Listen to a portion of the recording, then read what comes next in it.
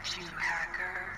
A pathetic creature of meat and bone, panting and sweating as you run through my corridors. How can you challenge a perfect, immortal machine?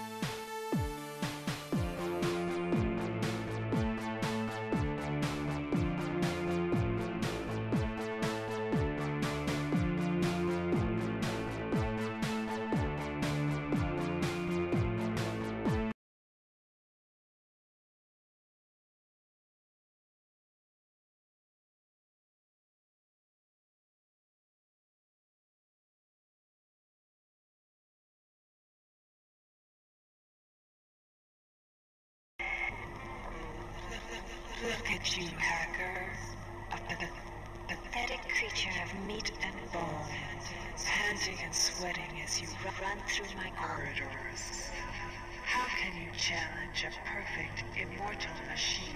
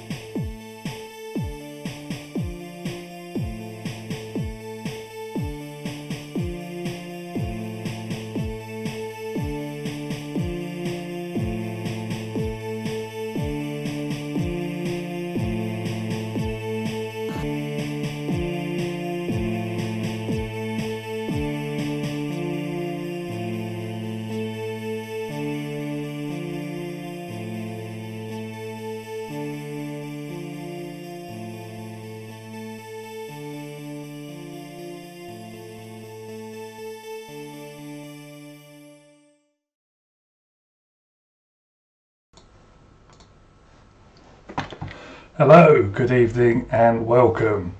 I am Menome, that's how it's spelt and that is how it's pronounced. Today, as you can see, I'm going to be playing 1999's System Shock 2. It was co-developed by the now defunct Looking Glass Studios and Irrational Games, headed up by Ken Levine, who, as we know, went on to produce the spiritual successor, the Bioshock series. One of my gaming sins is that I actually didn't care very much for the original Bioshock and vastly preferred Bioshock Infinite. We're going to look at System Shock 2, going to see sort of what influences it's had on gaming as a whole, sort of from that time onwards, see what it's carried over from sort of some of the years before. Obviously, it came out in 1999, 1 year after Half-Life and 1 year before Deus Ex. So it's in the middle of that sort of golden era of PC gaming. So just going to see who's with us here. So thanks very much, Skikix and FluxyBoy1610. Thanks very much for watching at the moment. We're playing a version of the game that's through GOG.com, so we've got sort of up-to-date content patches. But as I have to say, with all of these games that we're playing from the past, there can be some glitches, some crashes, some bugs. So apologies if any of those occur. And there may of course be some times where you've got to reload a past section and just go through it again. So apologies if that happens. What we're also doing is for the first time for a playthrough of System Shock 2, I'm using some of the updated texture patches just to make everything look a little bit crisper and clearer for modern tastes. And I've also installed a subtitles mod just to help people hear the audio a bit better, seeing as we're in a streaming situation. So what we'll do is just start everything up. As we're going into sort of a slightly higher rated game than Myst was last week, for a content warning, obviously this is a more horror orientated game, so there will be sort of obviously spooky imagery, blood, gore. For any viewers that are epileptic, there is unfortunately flashing lights, flashing static imagery, so if that's something that can trigger any sort of seizures, I do apologise, but this game does contain those. And for any arachnophobics, there are unfortunately spider enemies in this game. I'm not very happy about it either, but we will all make it through. So let's get the game started up here.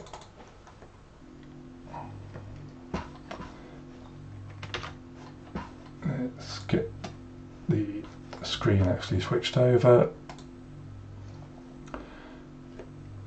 and make sure it's actually broadcasting to everyone. There we go.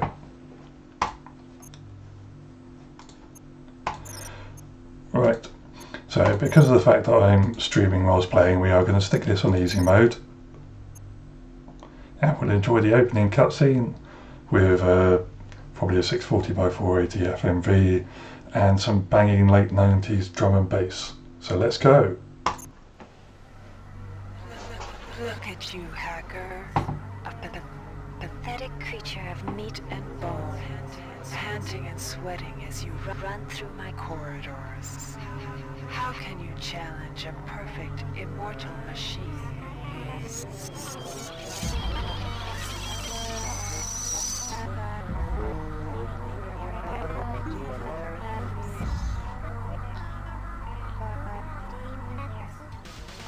In 2072, a rogue artificial intelligence known as Shodan lost her mind.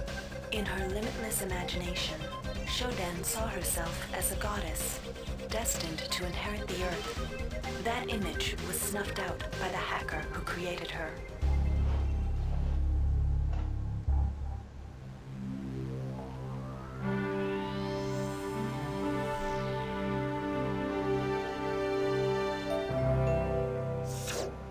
February 3rd is the day the magic happens. The Von Braun, the first starship in history capable of traveling at faster than light speed, will undertake her maiden voyage. This incredible journey is the result of teamwork between the UNN Protectorate and the incredible scientific minds at the newly relicensed Tri-Optimum Corporation. Imagine being able to travel to distant star systems in a period of weeks. It's all part of Tri-Op's commitment to the future. The Von Braun is packed with over 1.8 billion flight, scientific, and security systems, nearly all developed by Tri-Optimum and its wholly owned subsidiaries. Providing security for the Von Braun as she plows through the heavens will be the UNN Rickenbacker. At her helm will be no less than Captain William Bedford Diego himself, hero of the Battle of Boston Harbor during the Eastern States Police action. This incredible union of government and corporation is made possible by an intricate series of docking mechanisms that will allow the Rickenbacker to piggyback its way into jump space. Sleek, fast, revolutionary. Who knows what wonders await our crews in the bosom of the cosmos? All we do know is that it's a great day for mankind.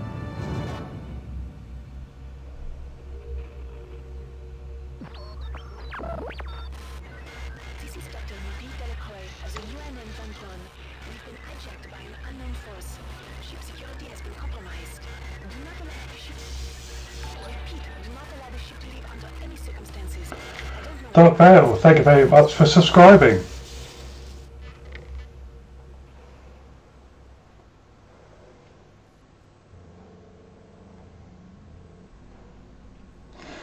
There we go, so now that I'm not talking over the intro sequence there. Sorry, 1 second. Obviously, System Shock 2 came out in 1999. It's got a number of sci-fi references to it. There's a lot of influences that we'll see that come into it. Most notably, we're going to see things sort of films such as Blade Runner and Alien coming into play. Obviously, the original game is going to be the main influence, but surprisingly enough, System Shock 2 was originally developed as a standalone product. It's originally going to be a game called Junction Point.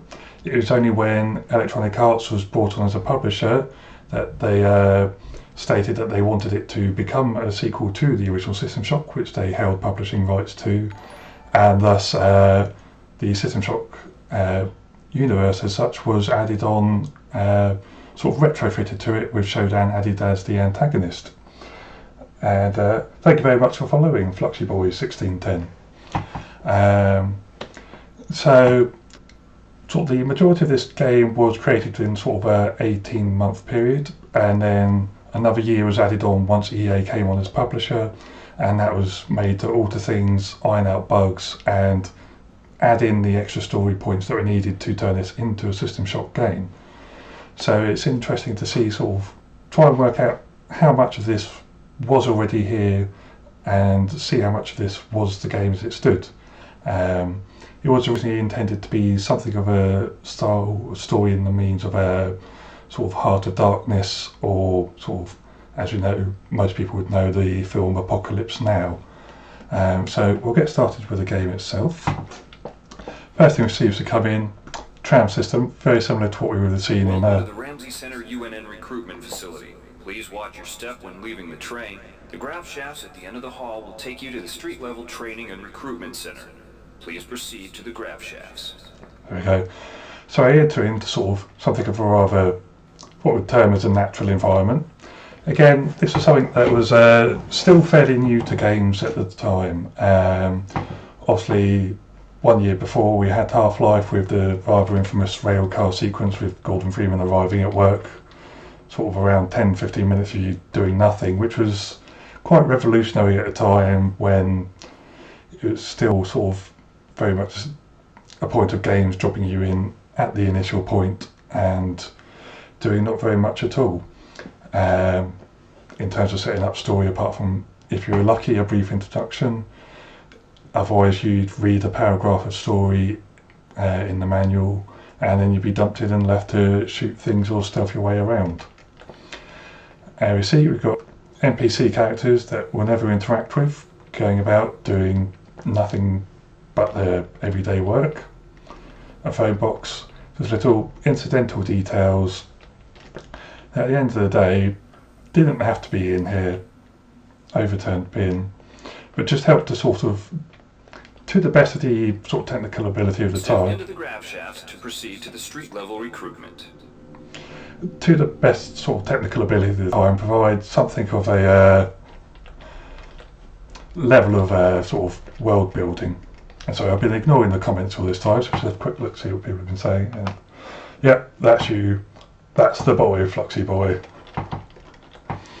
And you see here, again, sort of one of the direct references here, I guess, from Blade Runner, sort of the influence and the prediction of sort of a proliferation of Asian culture and foods in Western society, which is sort of one of those predictions that's somewhat come true. I mean, even within my lifetime, I'm about 30 years old. We've seen sort of, I mean, nowadays sort of there's a Wagamama or a Yo Sushi or even independent Chinese or Japanese, Thai restaurants in most major or even small cities and towns these days. When I was a child growing up, that just really wasn't the case. You know, sort of in the late 80s, early to mid 90s, you were quite lucky to have anything other than sort of a Chinese takeaway or two per town. And nowadays, sort of Western and Asian culture is, it's not directly integrated, it's not quite that far, but we're seeing a lot more in terms of fusion than we did. And of course, we've got otaku culture. That's definitely something that's become a lot more mainstream, again, over my lifetime. And even outside sort of the more sort of nerd culture, there's still people appreciating outside cultures. And if we look inside, we'll just see someone there and a man who seems to be very angry that I'm staring at his shop. And of course, sort of it being 1999, there's a sort of lack of detail as to what we can get nowadays. Obviously, this being nearly 20 years ago pales in comparison to, say, what we saw from the Cyberpunk trailer that was shown off at E3, but this all helped create something of a living world approach that was quite unique at the time.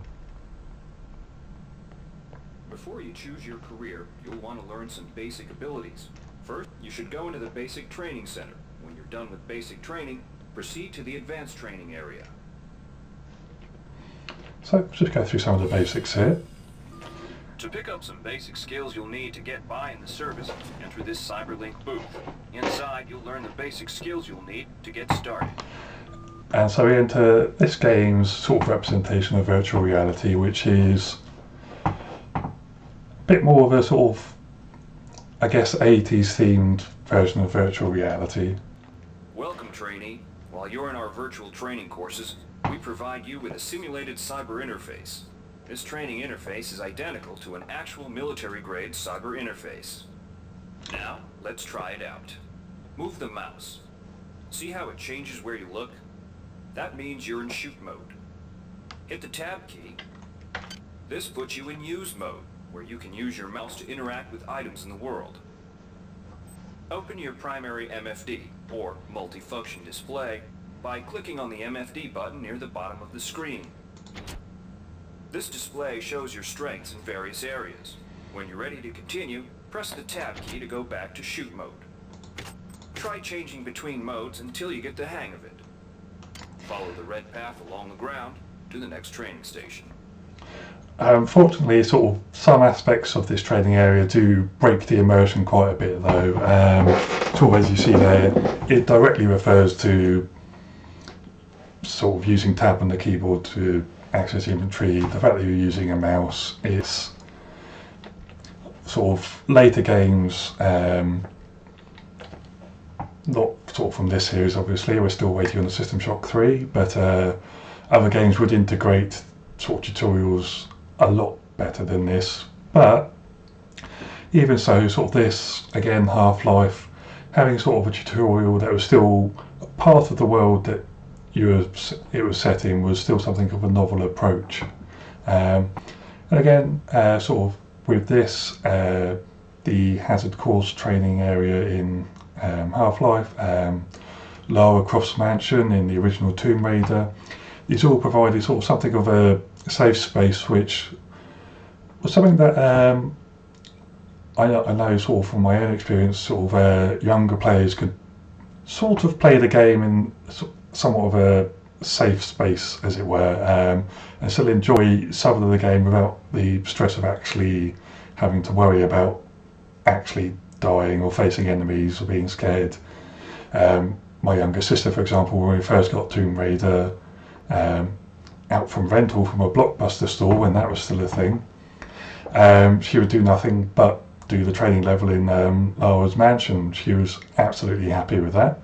She would have been about 5, maybe 6 at that time, and that's all she needed. She was having fun still playing the game, and myself and my stepfather would just play the main thing. And that was something that was again a novel idea and just helped create a little bit more accessibility for games as something that wasn't just for the quote-unquote hardcore gamer. But let's get through this so we can get to the game proper. Center them on your screen and right-click. This will automatically place that item into your inventory. To view your inventory, press the Tab key. You can move items around your inventory by left-clicking and dragging them around. To drop an item, drag it from your inventory into the 3D view and release the mouse button. And of course, this being 1999, it wouldn't be complete without a very, very light South Park reference with the sort of cheesy buffs. Oops. To use items like buttons in computers, center them in your view and click the right mouse button. All usable items will have brackets around them. Highlight the button on the pillar and right-click. This will activate the lift. Try it out. If you can still see your inventory, the object before you is a med hypo. Pick it up and then press Tab to go into use mode.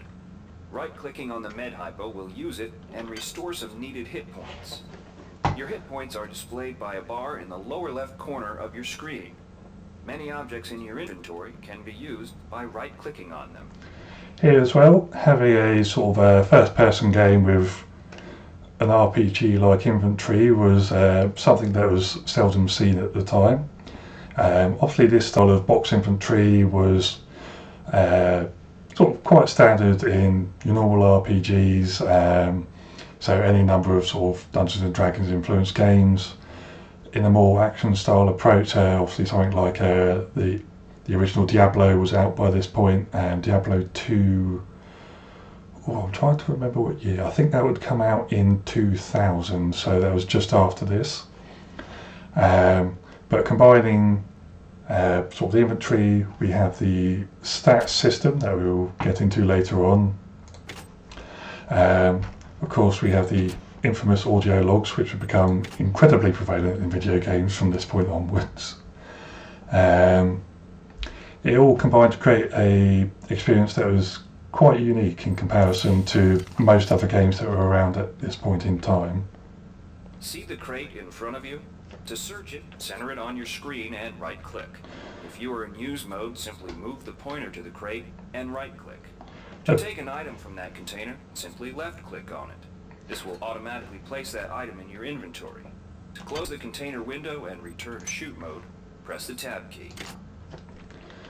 Of course, usable objects in the environment as well, especially in the first-person shooter game. One of the tools you have as a soldier is your PDA. This device stores audio logs, emails, and other useful information. Click on the disk icon near the bottom of your screen to bring up the PDA display. Currently, the contents of your PDA are empty. Now pick up the audio log in front of you.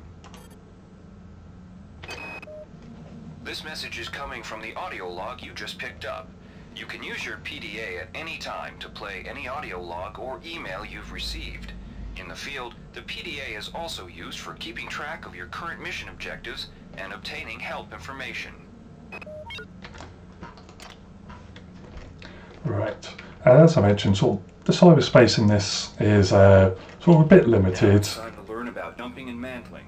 To jump, simply press the space bar. Some surfaces can be mantled onto by holding down the space bar. Mantling lets you pull yourself up to ledges and other high places in front of you. Give it a try. I'm going to be talked over for all of this, aren't I?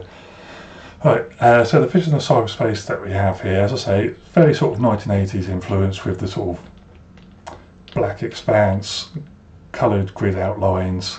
Obviously this game came out the same year as The Matrix, so didn't have a chance to be influenced by that as many other things would be in the years to come. So it's sort of the last great leap of that sort of style of cyberspace, really. The more, I'd imagine, they're sort of influenced by stuff like William Gibson's Neuromancer and the like.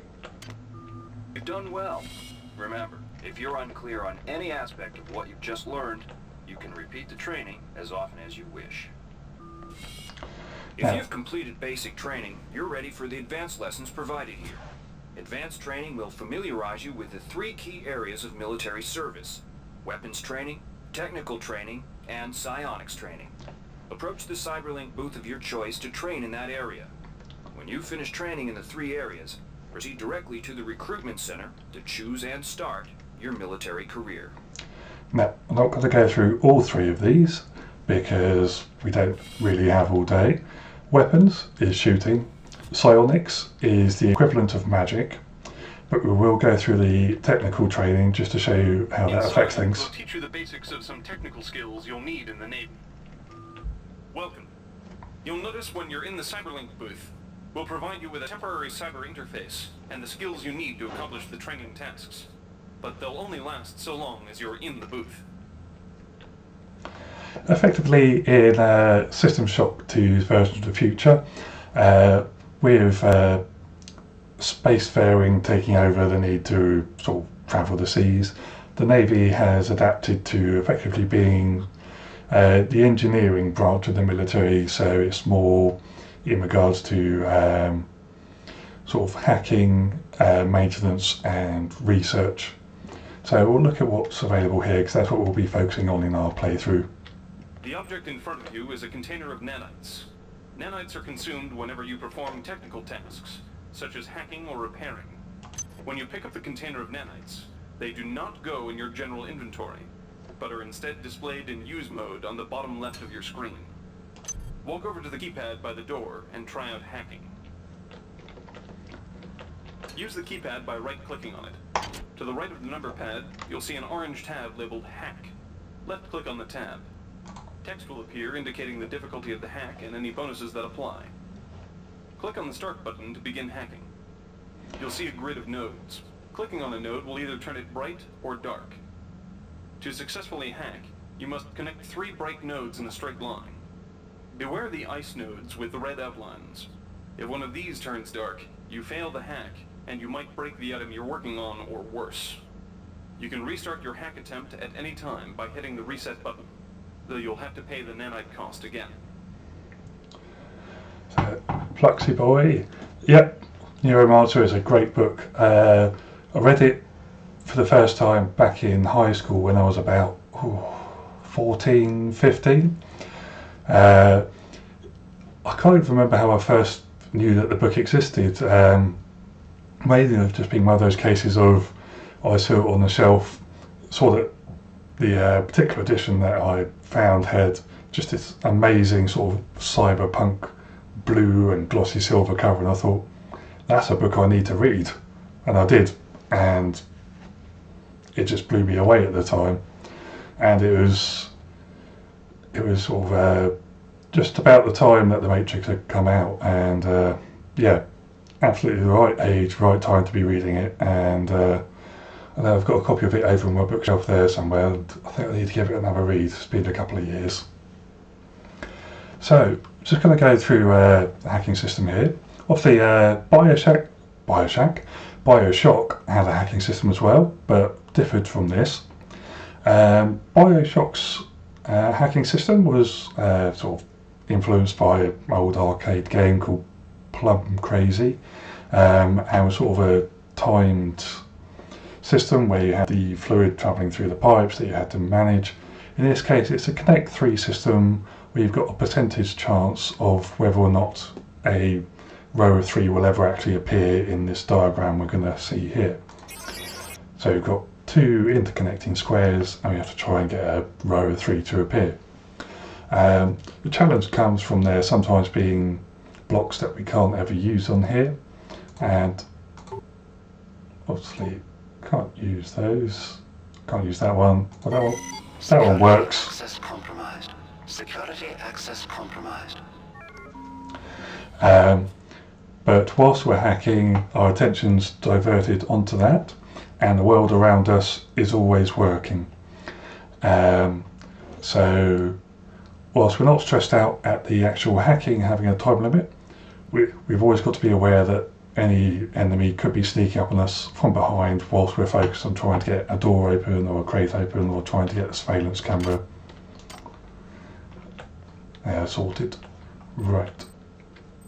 Forgot to actually go inside. Security access compromised. Security access compromised. You can use nanites to buy items from replicators. To use a replicator, right-click on it. Then left-click on the item you wish to purchase. Selection. The item you purchased will drop into the slot below. Make sure you pick up your purchases before you leave. Hi there. Please make your Replicator database selection. reinitialized. Thank you for choosing. Thank you for choosing value. Thank you for choosing value wrap. Don't know why I'm bothering, so it doesn't carry over. You learn the basics of the technical skills. There are several other technical skills you'll learn throughout the course of your career, such as repairing items and modifying weapons. The cyber interfaces for these tasks are similar to the hacking interface. Before you enlist in the Navy, try out the other training courses. They'll be useful. So, having gone through the training systems here, we then embark on our character's Here's where career. you make your choice, soldier. Here's where you enlist in one of the 3 branches of the military. Once you decide on your branch of service, there's no going back. A shuttle will take you to a UNN orbital space station, where you'll receive a briefing regarding your yearly postings. Good luck. So effectively, going by classic stylings, we're looking at warrior, rogue, wizard. Oh no, sorry, wrong way around. Warrior, rogue, wizard.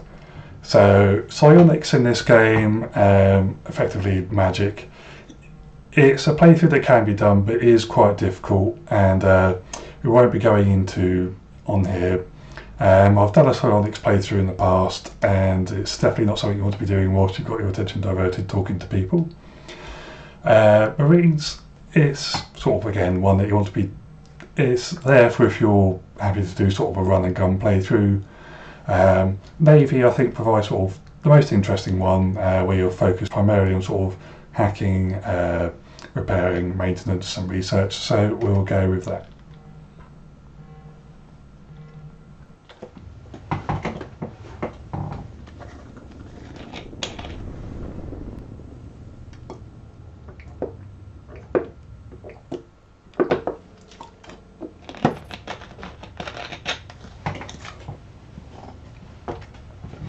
Right, and so we find ourselves yet again with environmental storytelling involved. We're in a less urban environment. We're in Posted. We can see Earth from up above. See just there.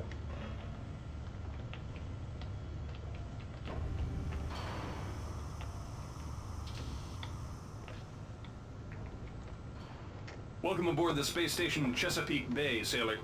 It looks like you've picked up some standard weapon skills at basic on Coronado Island. Now it's time for your tour of duty. Your tour will consist of 4 postings over 4 years. In this man's Navy, you're given a choice of 3 different postings a year. It's up to you to decide what kind of career you want to have, so choose wisely. Just approach a shuttle bay to receive a briefing on a posting. If you think that posting is right for you, head into that bay to accept the assignment. So what we're going to do here is effectively go through a series of 3 doors. What those doors will do is give us some stat bonuses to start off with to just sort of round out our character. We know that we're going down this sort of technical rogue route where we're concentrating on hacking and that side of things. What we're just going to do is sort of just focus a little bit down that path as to what we're looking at here. But just before we do it, just have a quick look here. We see that everything's looking very grey and drab. We're definitely in a more military setting here. We've got propaganda posters scattered about. We've got the nuclear family. So far I've noticed that whilst we've had people behind glass doing things, it seems the menial jobs in this version of future are very much carried out by sort of the protocol droids.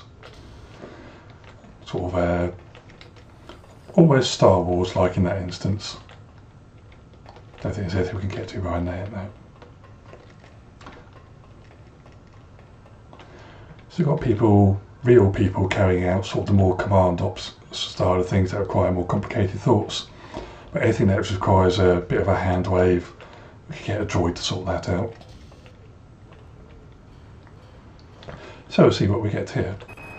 The UNN Lucille is looking for an ops training officer to learn the ship's navigation and data control systems. You'll get your feet wet with the high-tech systems, but also expect some heavy lifting. So in this instance we get 1 hack, 1 strength. The UNN Lucille is looking for an engineer's mate to help maintain the ship's core energy systems. There's some heavy lifting involved, sailor, but you'll learn your way around the high-tech equipment. 1 repair and 1 strength. In this game, as you use your weapons, they will degrade over time, and thus the repair skill will help you to keep those weapons in good shape. The UNN Lucille is looking for volunteers for their military police detachment. Those sailors can get pretty rowdy on these year-long cruises, so you better not be afraid of a tussle. And the modify skill allows you to, well, it increases your chances of not breaking a weapon when you attempt to modify it to boost its sort of stats or abilities. But what we're going to do is we are going to add to the hack skill. The UNN Lucille is looking for an ops training officer to learn the ship's navigation and data control system.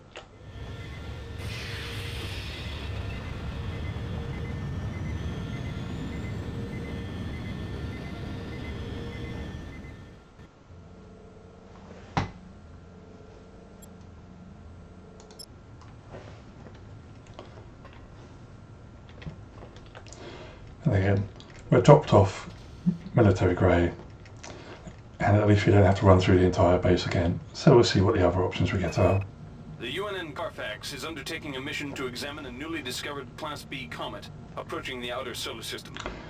You'll likely pick up some useful skills working with the high-tech navigation systems aboard this newly commissioned heavy cruiser. Cybernetic affinity basically reduces the amount of nanites used when hacking or doing other tasks such as that. The UNN Pierce is ferrying liberated political prisoners back home from their detention near Saturn. The Pierce has been assigned a detachment of Marines and needs sailors to load, administer, and maintain the arms on board the ship. Maintenance reduces weapon degradation. Laverne, Florida hosts the Navy's premier tactical training school. While maybe not as respected as the Marines facility at Fort Bush, there's a lot to be learned here. And standard weapons is just sort of upgrading your skill at using weapons. But what we're going to do is make the hacking easier. A mission to examine a newly discovered Class B comet.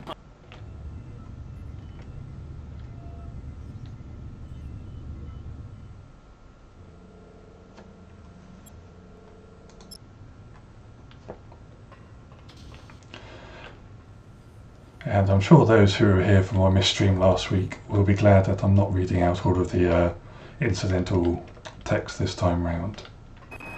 The Navy's Marie Curie research facility on Aquinas 4 is currently conducting research on a new strain of spaceborne virus that killed 220,000 citizens of New Atlanta.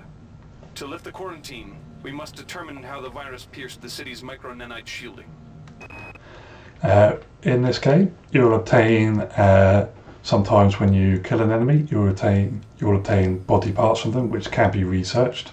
And in doing so, you'll obtain sort of, basically sort of, normally sort of information on how to damage them better, or generally just ways to use parts of them as weapons or ammo for other items. It's a useful skill to have. The Navy maintains a survival training school on the surface of Io, the third moon of Jupiter. Pros, there's no better way to improve stamina and survival skills. Cons, the 21.2% mortality rate. Endurance is, of course, your health and resistance to various things. The Navy strongly encourages every sailor to undertake some amount of zero-G training. A year at the Yamamoto space station in Earth's orbit will more than suffice. And agility, sort of movement speed, and ability to handle recoil with weapons. But what we'll be doing is going for research. The research facility on Aquinas 4 is currently conducting research.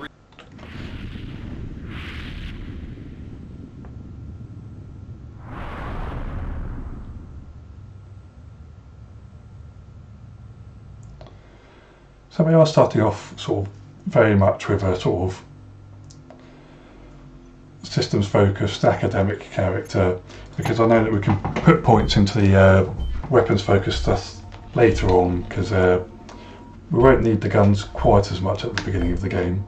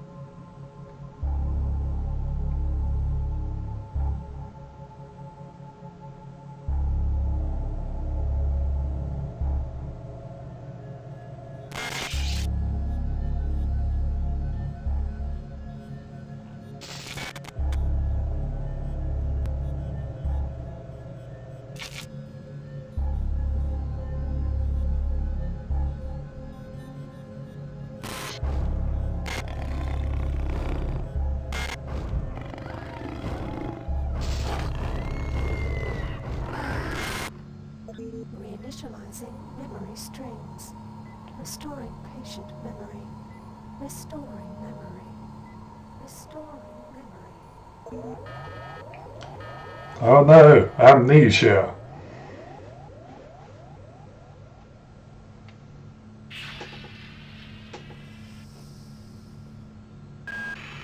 Steady yourself, soldier. This is Dr. Janice Polito of the Computer Ops staff of the Von Braun. You're safe for the time being. You're recovering from the effects of surgery and will be unable to remember any of the events of the last few weeks. You're on board the starship Von Braun and something's gone very, very wrong. Some kind of force has hijacked this ship. That's why you volunteered to be implanted with some experimental cybernetic implants. Rely on your cyber interface. It just might save your life. You must find an elevator and come up to Deck 4 to meet me. Deck 4. Can you remember that? But keep your eyes open. They're after us both now.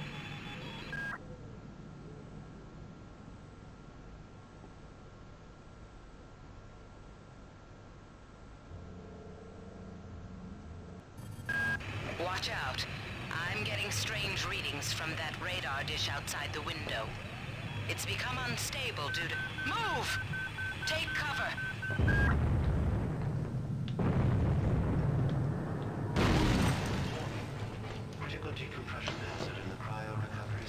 Right, so I'll just get through this section quickly before we start going in-depth talking again.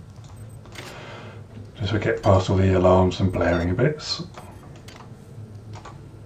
Make sure that's working. Yeah.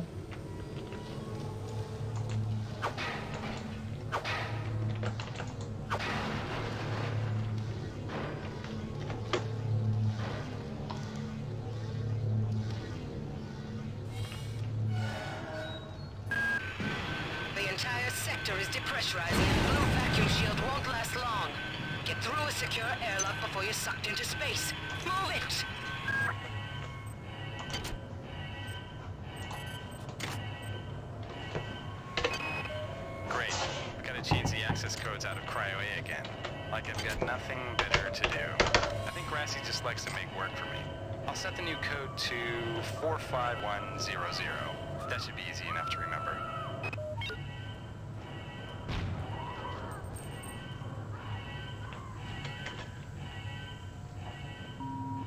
Warning. Decompression event imminent. Please move immediately to cryo recovery B. Decompression event imminent.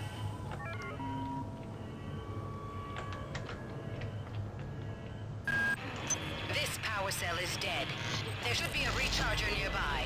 Just use it and it will recharge all the power-driven devices in your possession. After you've recharged the cell, plug it into the auxiliary power unit. Good. You've managed to get out before the whole area depressurized. I've just uploaded you some cybernetic modules. You can use them to upgrade your cybernetic rig at the upgrade units in this area. There are 4 types of units in the next room. 1 for each subsystem of your cybernetic gear. Stats, psi, weapons, and tech. But use the modules carefully. They're hard to come by. Right, we'll just save there quickly. Now that we've not got the alarms blaring. So, we come on to the decks of the Von Braun, and we immediately see obviously a bit more of a glossy interior than what we had on the military ship beforehand. And the Von Braun itself, we're seeing influences of course from other sci-fi films.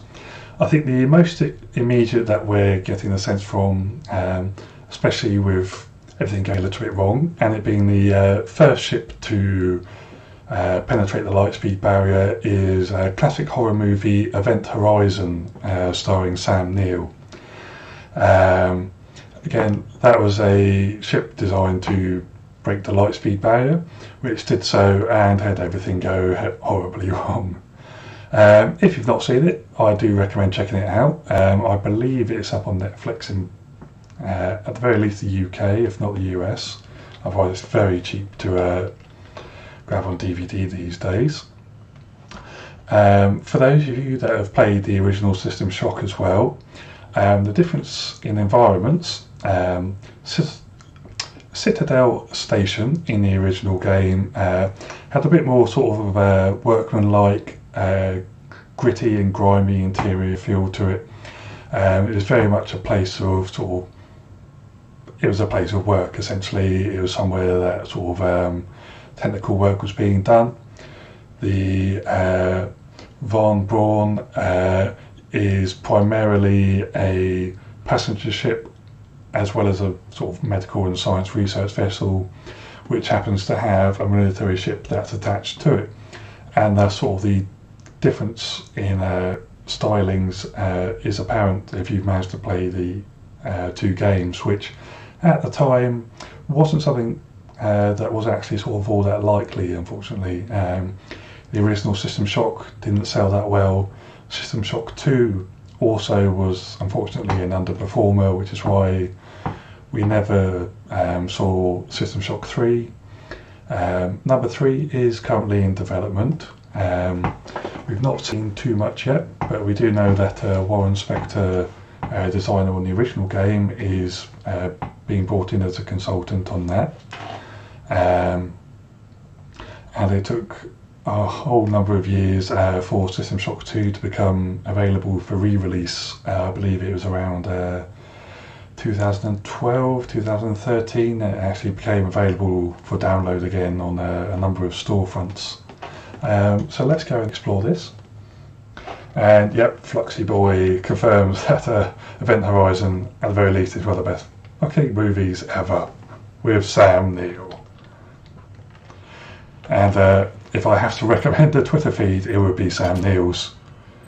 He's not doing much acting these days, but it's highly entertaining nonetheless. So move around, we see obviously sort of futuristic tech doing futuristic beepy things. Information boards which give some information on how the game systems work.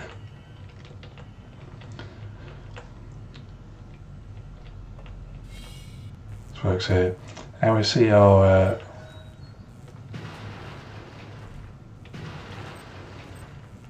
first minor jump scare there, which I was well aware of beforehand. Get some cyber modules off this fellow. And we see that things aren't quite good here. And we see the level up systems here. So stat wise, we can upgrade strength, endurance, psionics, which we will never touch, agility and cybernetics. We already have cybernetics up quite a bit. Psionics, leave that well alone. Weapons, standard 1. Probably want to get that up a little bit soon, just to be able to use the pistol and shotgun. Hacks at 1, probably get that up as well. Got 8 modules at the moment.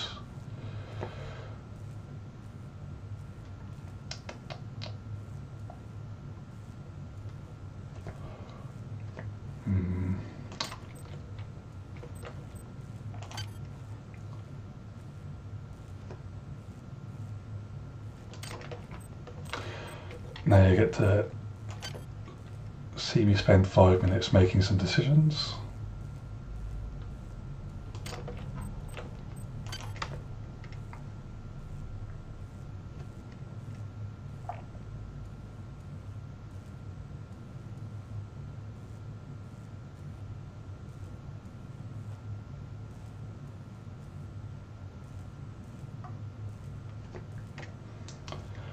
I think getting maintenance up by 1 is a good start.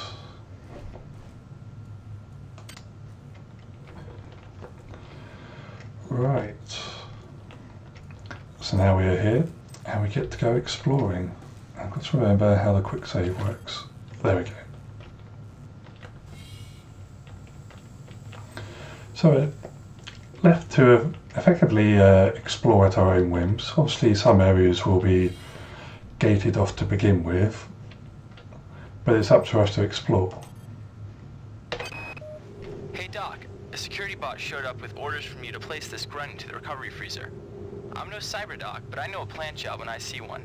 I suppose you know they outlawed R-grade cyber goodies after that fiasco back on Citadel Station. But hey, I just work here, right? Now, obviously that's a good time to bring up the concept of audio logs. Obviously, this wasn't the first game to use audio logs. The original System Shock had them in, for the CD version at least. The floppy disk version had the logs, but they were purely text-based. CD version had the audio files. But from this point onwards, we start to see them appearing in more and more games. And then, especially, I mean, really, with BioShock and onwards, we see them appearing, well, becoming very prevalent in a lot of sort of AAA games, and to almost an unbearable degree during that sort of late 2000s, early 2010s period, to a point where they now become parodied to some degree. Alex Stacey over at Loading Ready Run has provided a good example of where audio logs have been implemented in a good fashion, which is in the original game, well, in the original Fear game, where they were presented as voice recordings on telephones in a way that suits audio voice recordings. And of course, as the BioShock examples progressed, in BioShock Infinite they did get rather silly being sort of wax cylinder discs, and in other games they were just sort of somewhat used lazily as just sort of a means of dumping narrative on a player without the means of sort of actually sort of developing narrative. They're just sort of audio check marks. Alright, let's see what else we can find in here. We have a fellow for whom doing the Macarena went very, very wrong. Get a med hypo, because we will need that later.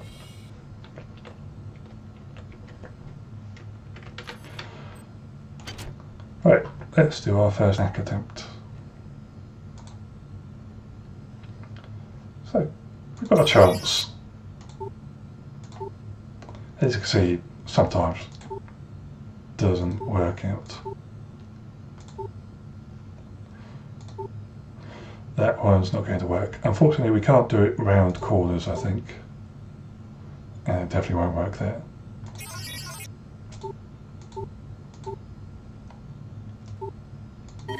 There we go. Security access compromised. Security access compromised.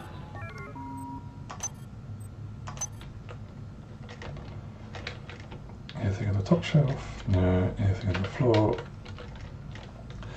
As you can see, sort of movement is a bit clunky. It's not fluid like say Half-Life was the year before, and like many other games would be. The engine used for System Shock 2 was the Dark engine, which had been used for Looking Glass Studios' game Thief the Dark Project the year before, and would be used for the sequel Thief 2 in 2000. Unfortunately, sort of that was a more stealth-focused game, and at the time that it was used for System Shock 2 was still somewhat in development.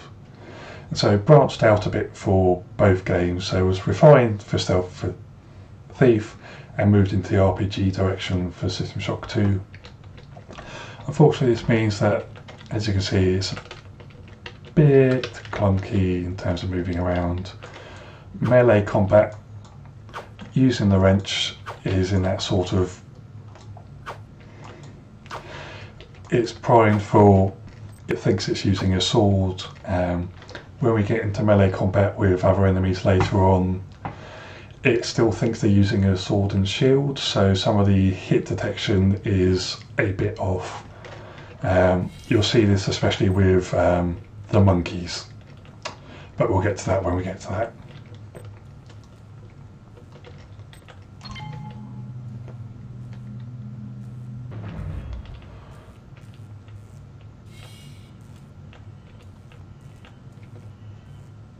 Oh, there's something over there. Oh yes, and there will be saves coming. Apologies for that.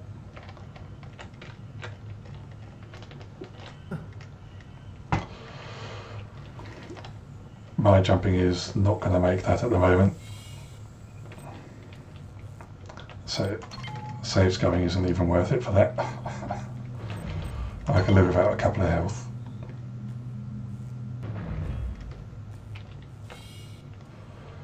Right. Mid-hypo there. Infectious, you say. What's in there?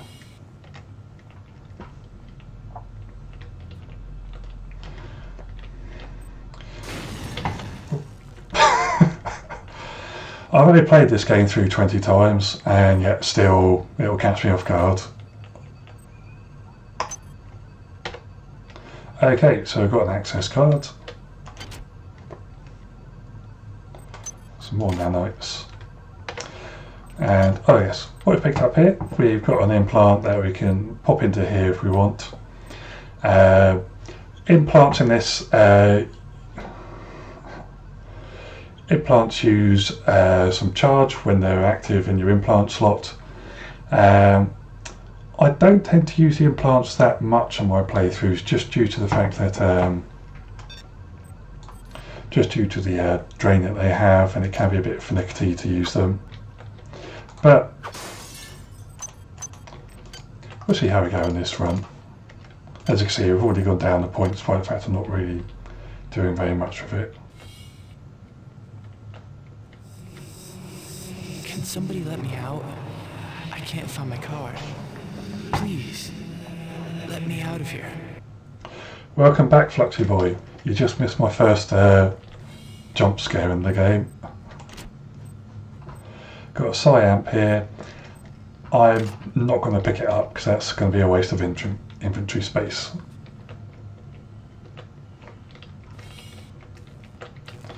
Right, so let's go and face our first enemy. Get some nanites, and we'll use the Science Sector card. Well done. I'm uploading some more modules.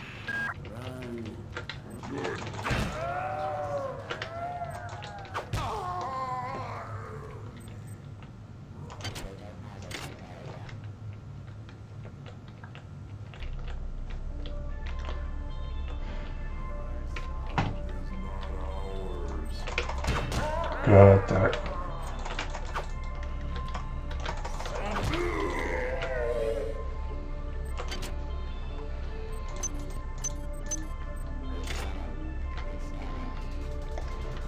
Yeah, robot somewhere.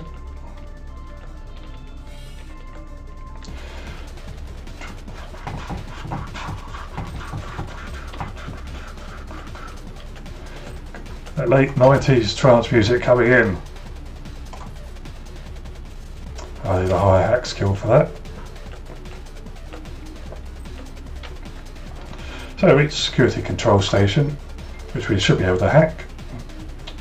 Not a very good chance to go in, but only costs a few nanites. That will make our lives easier for a little bit if it works. There we go. And so see we get about 350 seconds of the security camera not working.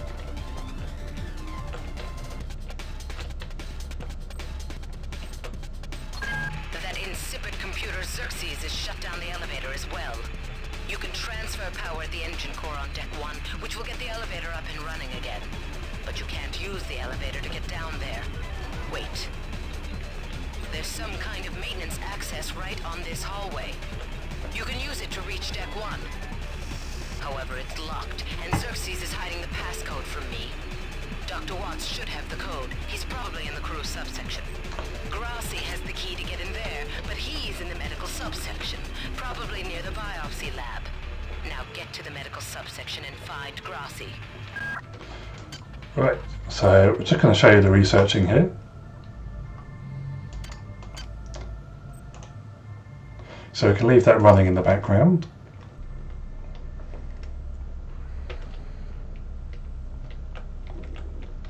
So I look through here. So medical is where we need to go, which in... Is there another? Which in gaming terms means we must look everywhere else.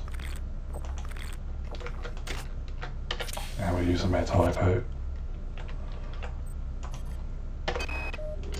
Called up around 0430 to help unload the shuttle coming back from Tau Ceti. Kerenskin was there alone. Jesus, what the hell happened to him?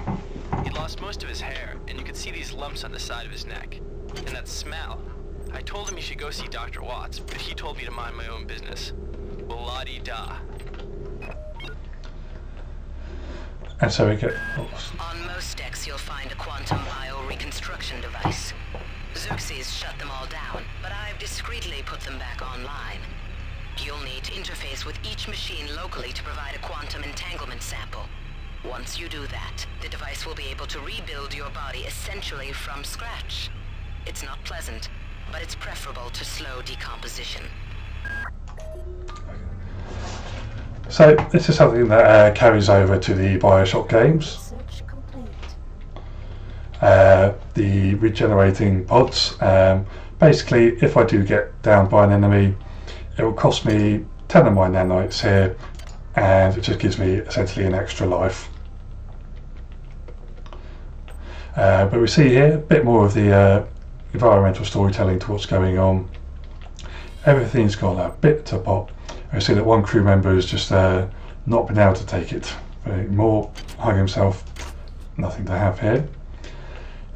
Fortunately that enemy that we took out has disappeared, but we've seen something of a very bio-organic monstrosity to the approach to the enemies that we've seen around, and it's just like, who are these horrible monsters that we're seeing running around? Have they invaded? Did they stow away on board? What are these things that we're seeing? And we'll have a look at our research. We've now worked out how to best target this thing for maximal damage, and so our damage will be increased by 25%. Research indicated that the organism is a hybrid of a human host and a parasitic organism.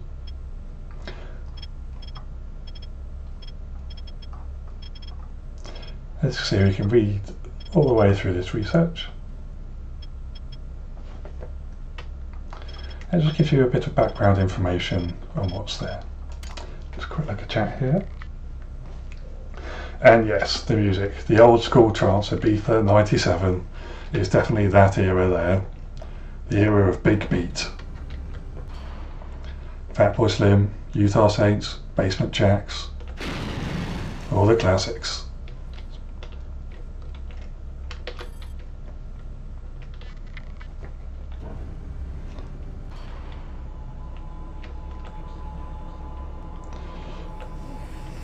God damn. Somebody's hacked into this thing again. I'm gonna tell Delacroix.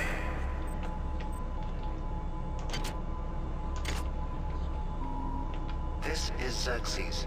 Please report any unauthorized database interactions to your direct superior. Remember, a smooth operation is everybody's responsibility. Hi there. Please make your selection. The attack skill 3, so I won't be getting any of those just yet. And here we get sort of our first glimpse of Xerxes, the onboard ship AI, and a glimpse of Remember Citadel, referencing the events of the very first game. Obviously on Citadel, that's where Shodan, the AI, took over. So we're wondering, is Xerxes behind everything that's going on here? So far acting somewhat calm and rational, but is that Shodan putting on a different face perhaps?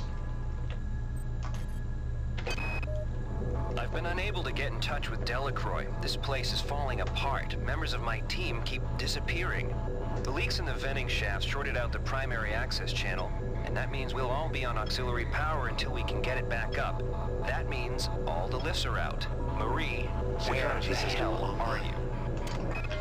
Alright, so that's our cameras back on at the moment.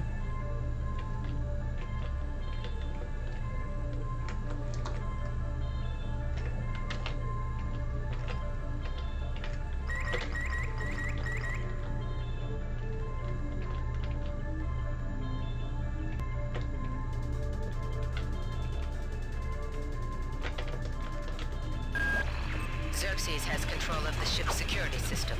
Oh. Avoid or destroy any security cameras you see. You can hack security computers to power down the cameras too, if you're good enough. But don't botch the job, or you'll set off the alarm yourself. Your corpse is useless to me.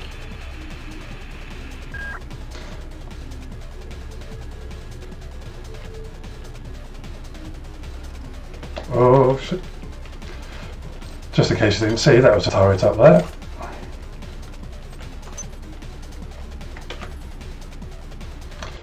Just do a quick proper save here.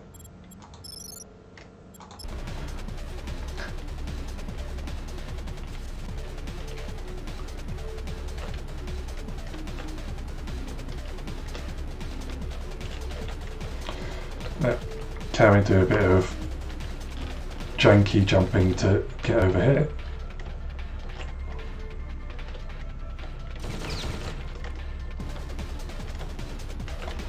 Doesn't seem like it just yet.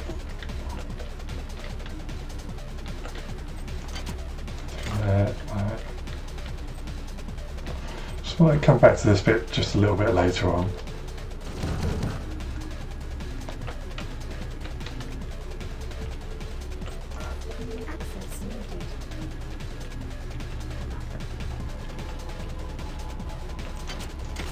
Ah, there's a gun.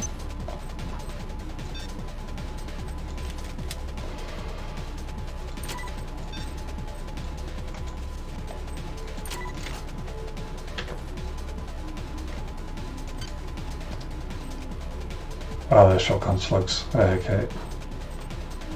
Right.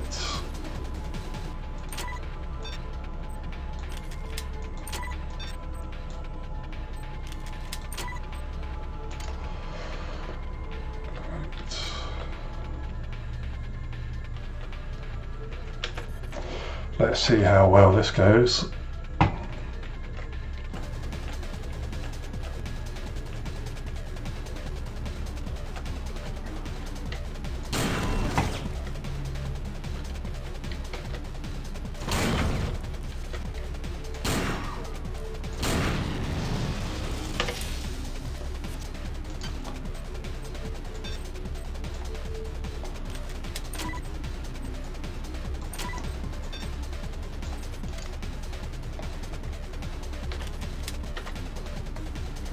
Right.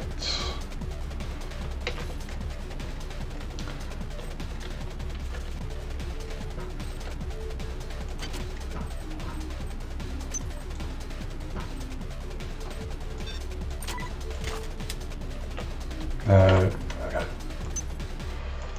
Because there's a bit of ammo for later on. Unfortunately, that seems to be about all that's up here.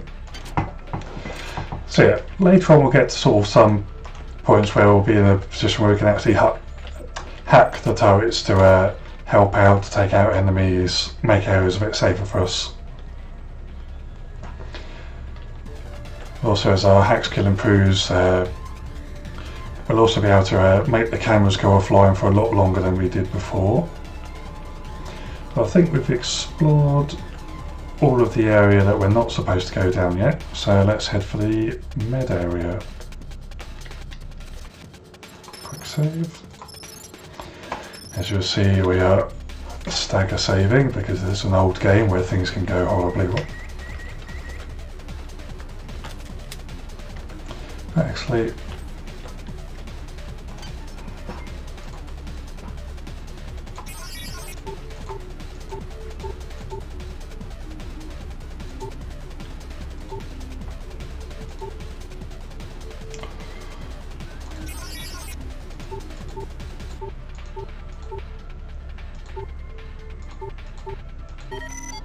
Security system offline. Damn. The power outage has also taken out access to this bulkhead. It's the only way to get to the medical subsection. Pick up the battery from the floor and find a recharger. The one you used before is in hard vacuum now, I'm afraid, but there should be another one on this deck. Once you get the battery recharged, place it in the auxiliary override.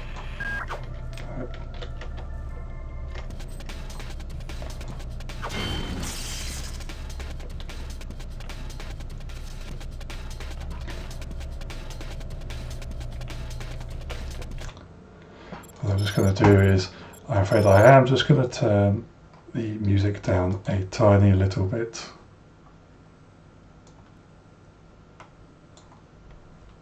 Because it's coming through a bit loud on my end. There we go, it's a bit more manageable. Marie, I've got to restrict access to engineering until we can figure out what to do down there. It's just too hot. I don't know where all the hazard suits went, so I'm reduced to bringing down an armful of rad hypos. Those damn things always give me a headache.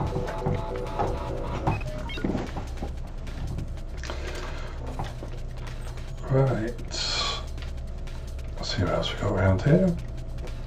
Yeah, of course, good tip as well, sort of using the hacking to take out security cameras and then hacking them again by using a wrench to their face for the ultimate permanent hack.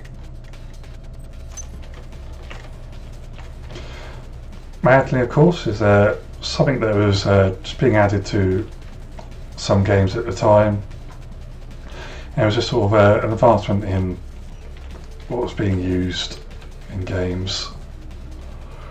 Where have I seen a power supply thing around this deck?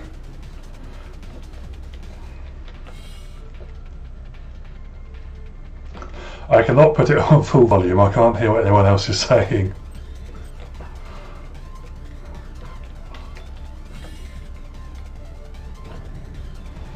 Once I've got headphones on, I'll go even more deaf than I am already.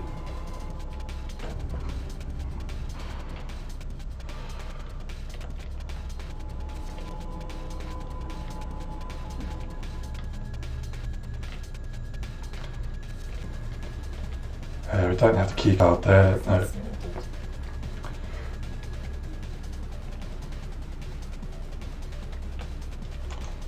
Nothing there. Right. We're on the hunt for a power outlet.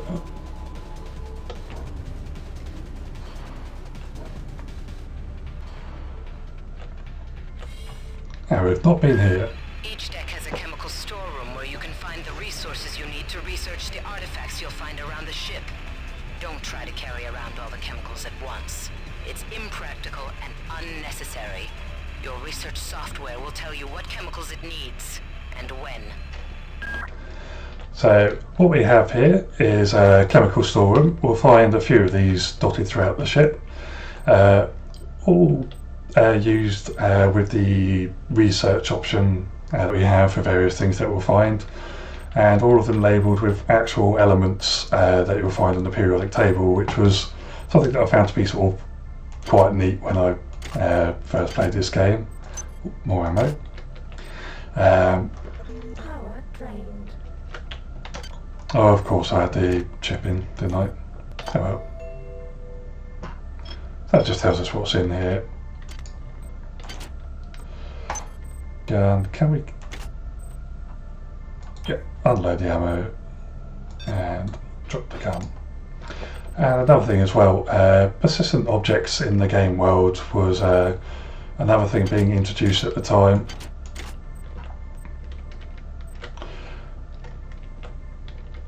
Right, so that's that. Let's see if we can find a power cell.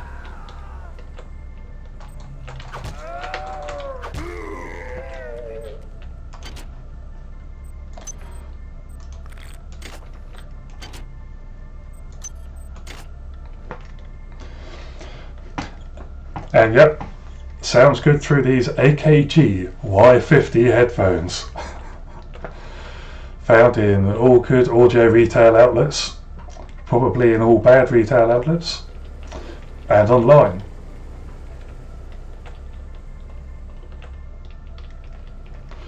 Right, standard bullets, reload.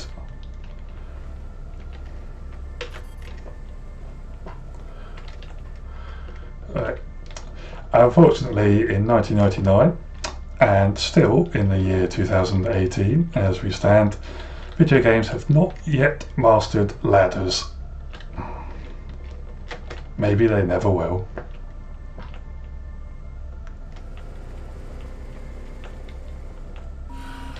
This is Xerxes. Remember, the unauthorized usage of firearms aboard the Von Braun is a Class 3 infraction. Trying to remember how I change ammo type now. B, there we go.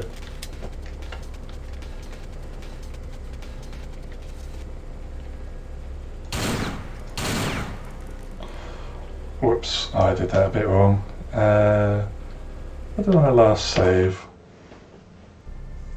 Up here. Okay, that's alright then. Right, don't change the firing mode.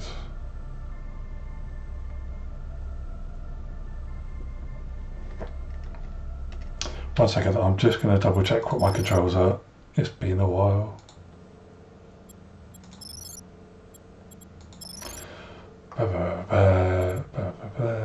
Ammo type is B.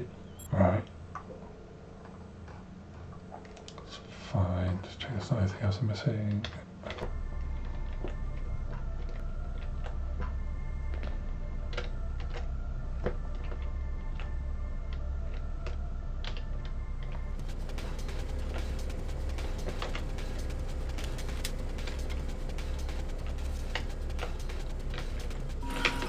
This is Xerxes. Remember, the unauthorized usage of firearms aboard the Von Braun is a Class 3 infraction.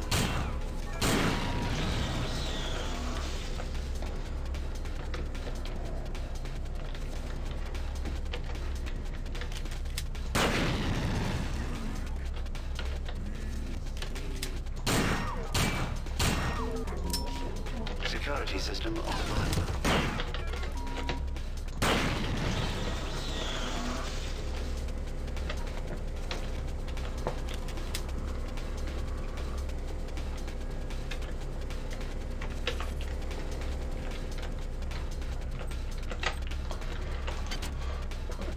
Some modules, that's good. Some nanites, that's also good. Some ammo. Always helpful. Recharge unit. And from what I can hear in the background, we've got some squishy boys upstairs.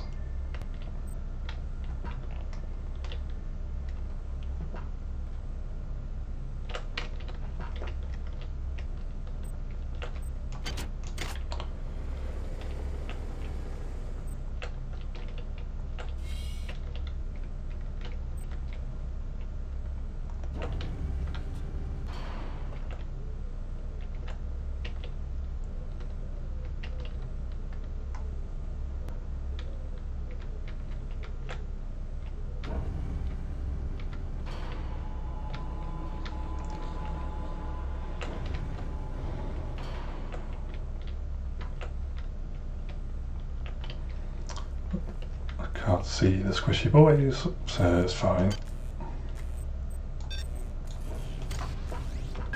Good work. Here are some more cyber modules. Spend them wisely. They're not easy to locate. Right, let's go.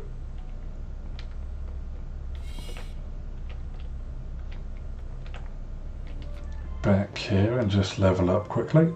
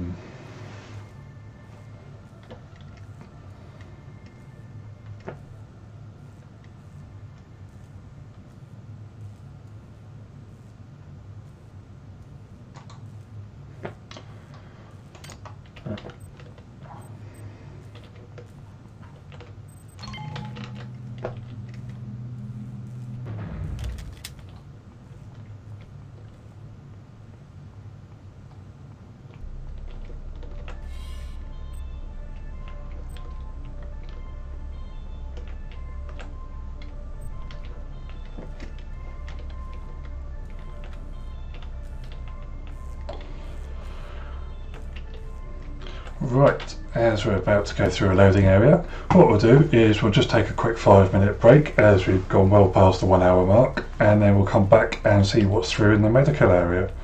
So we'll just do a quick save before we do that.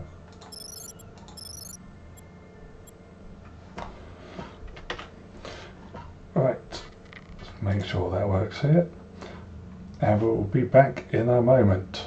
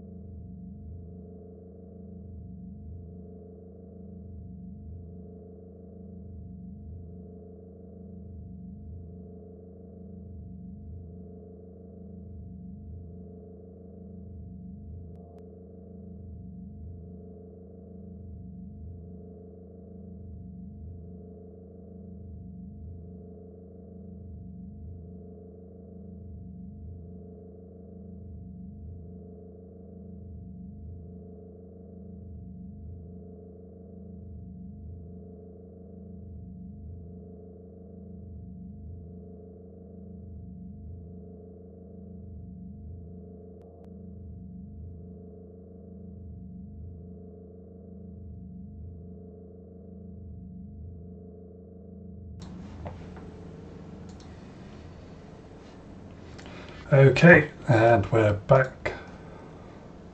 Make sure we've got the feed. So now I'm just about to cough. Excuse me one moment. Okay, and we are good to go to see what's in the med section.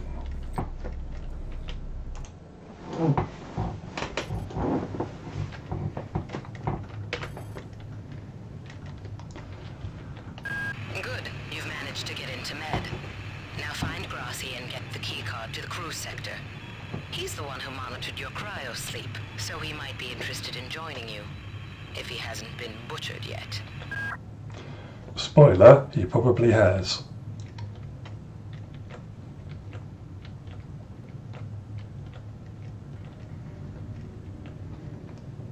What I'm going to do is knock my monitor a bit. Won't be a moment.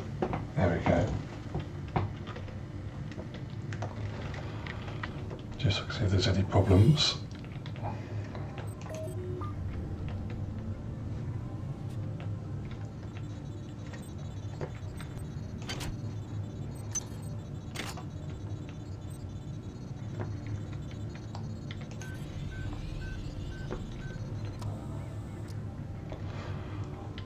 What you may have just heard there slightly was a monkey.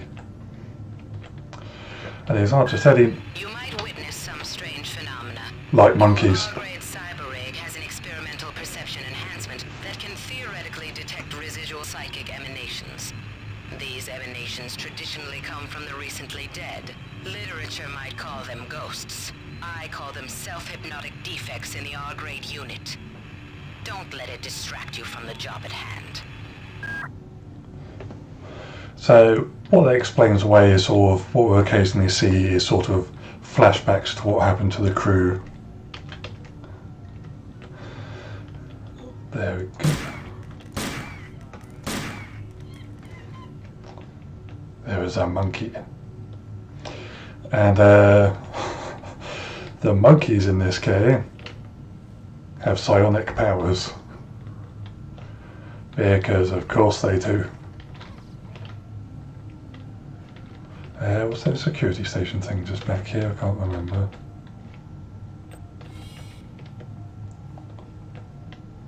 No, of course not. That'd be too helpful. So where was the camera? There.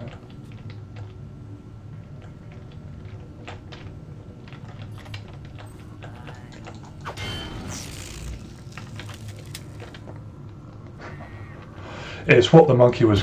Oh, sugar. It's Greenpeace.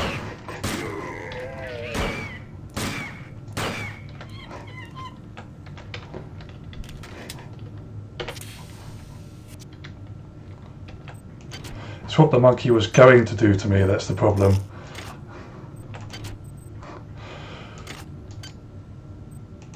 This, I don't think I need that anymore. I think it's not taking up my inventory yet. So. But unfortunately the monkeys can shoot psionic fireballs, which make them actually quite deadly, which is a bit of a problem.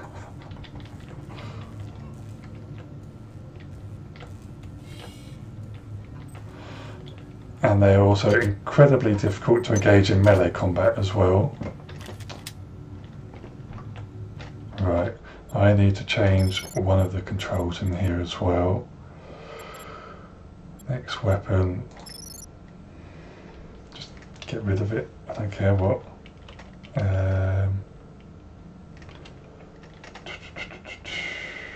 Something that I'm not going to use. Currently bound to. Apologies whilst you look at this boring bit of menu. I need to find something that's not used for something useful. Right.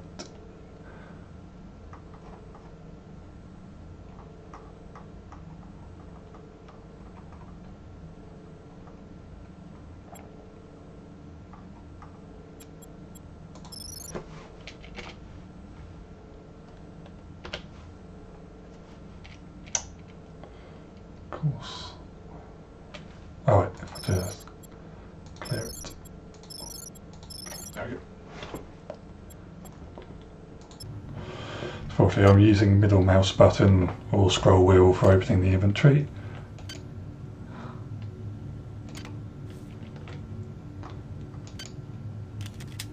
Oh, it's still doing it. Goodness sake. Oh well. I'll just have to try and be careful.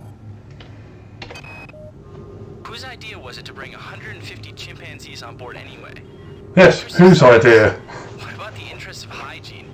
Does anybody have any idea how much crap 150 lab monkeys make in a day? The poor chimps. They come on board for the most historic mission of all time, and they end up being chopped into little pieces in the name of progress. Space Greenpeace would be mad.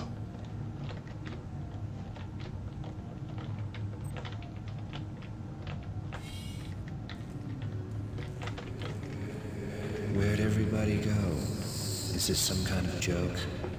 Hello?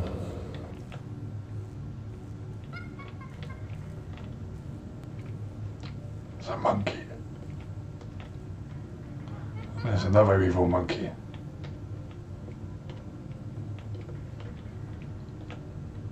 High radiation area. Sounds perfectly safe and normal. Where's he going?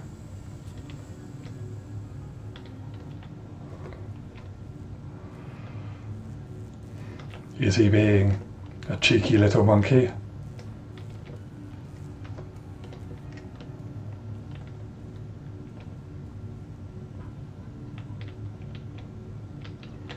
See? See?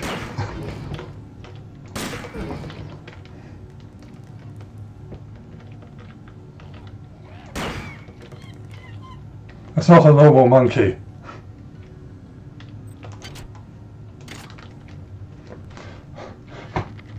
See, now I'm being encouraged to hunt them down.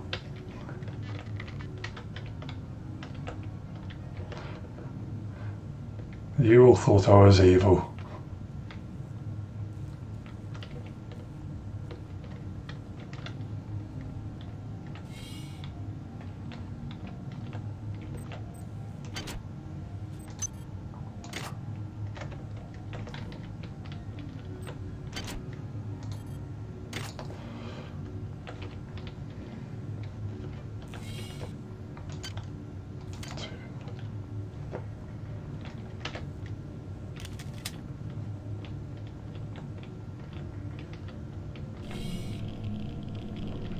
Sounds radioactive.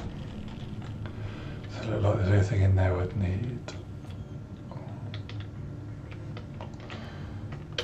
Right, the save scumming time. Radiation hazard.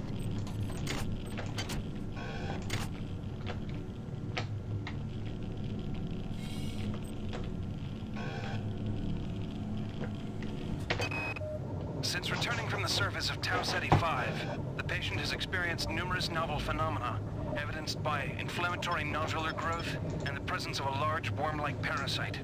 This morning, the parasite penetrated the subject's chest from the inside and attached one end of itself to the subject's forehead.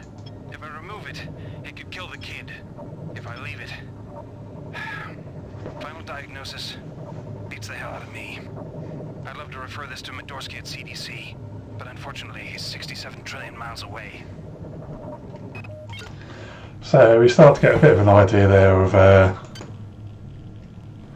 what the hell is actually going on with the enemies in this game. Parasitic infection affecting the crew members.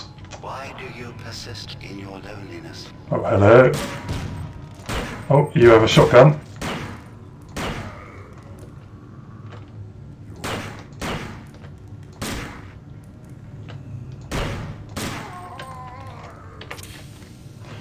I think I've used up all of my med hypos. Yeah. Whoops.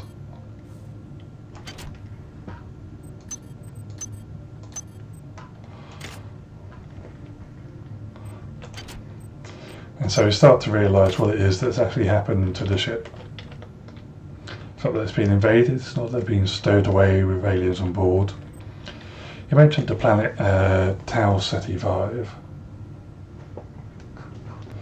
And I did doink them back Just they had bigger doinkers than I did.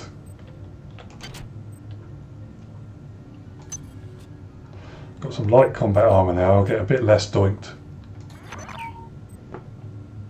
I've got a slightly better research module as well.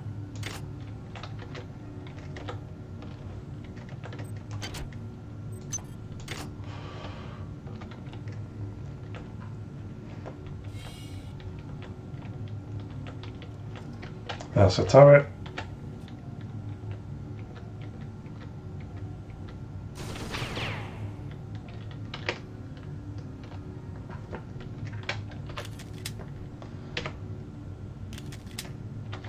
Don't have any armor piercing left. Unfortunately, the shotgun is currently jammed. Until I pick up a repair tool and can repair it, there's not much I can do with it.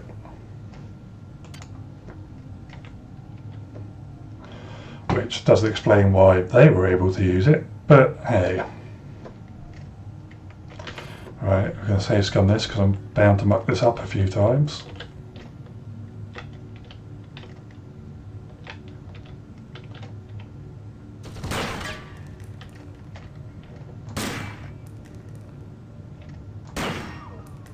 That is not doing much damage.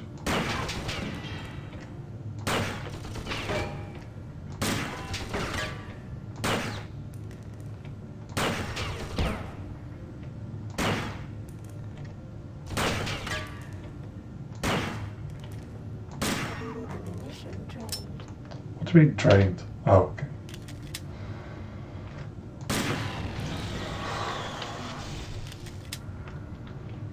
I thought we were completely out of ammo for a moment there. Really would have been buggered. We're not far from it.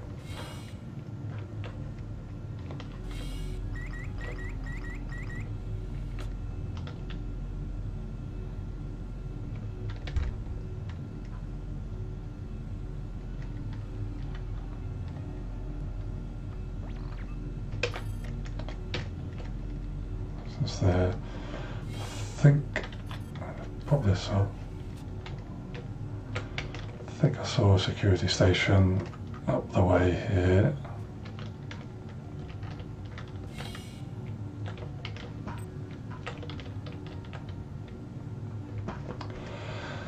I'm very much afraid that somebody can stop us now.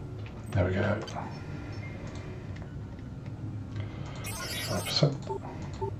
And unfortunately those people have better weapons and less impetus to live.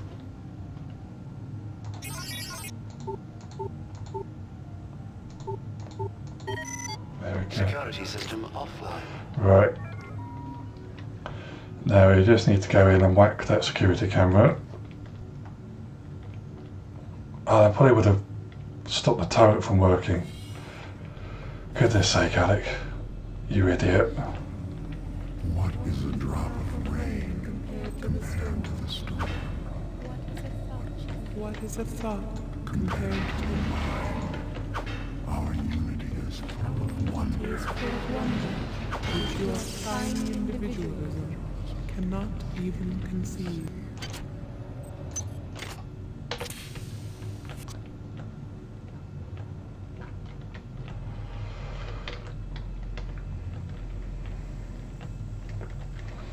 See, is there a block button for the melee? Because I'm probably going to need it soon.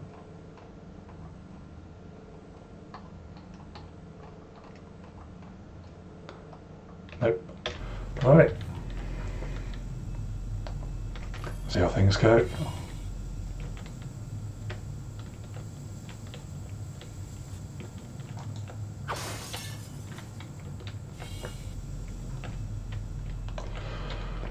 A very odd looking fancy ladder.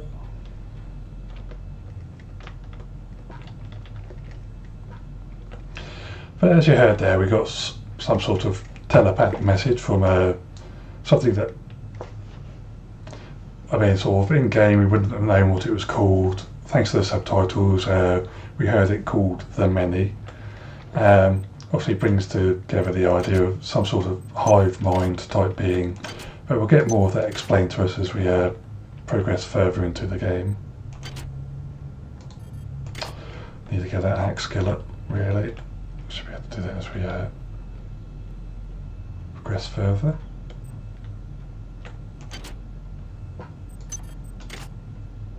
Good work. I'm uploading some cybernetic modules. Find and upgrade unit as soon as you can and improve your rig.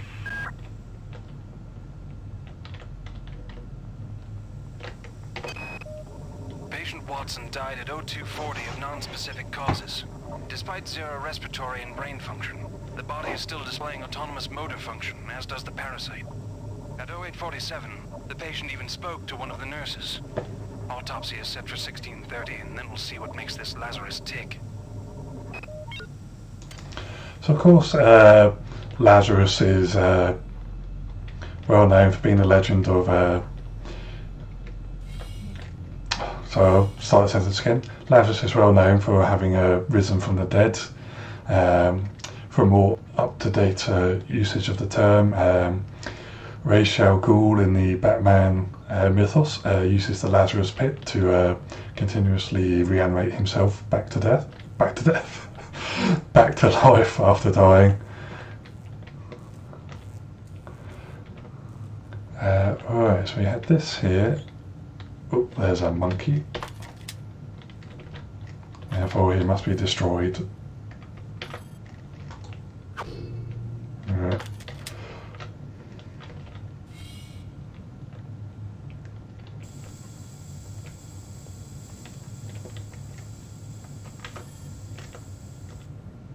Yeah, we should have some red hypos in here.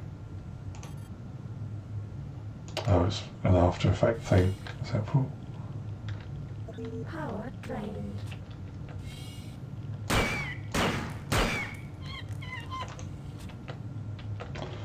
Right, let's see if there's anything worth having. Radiation hazard.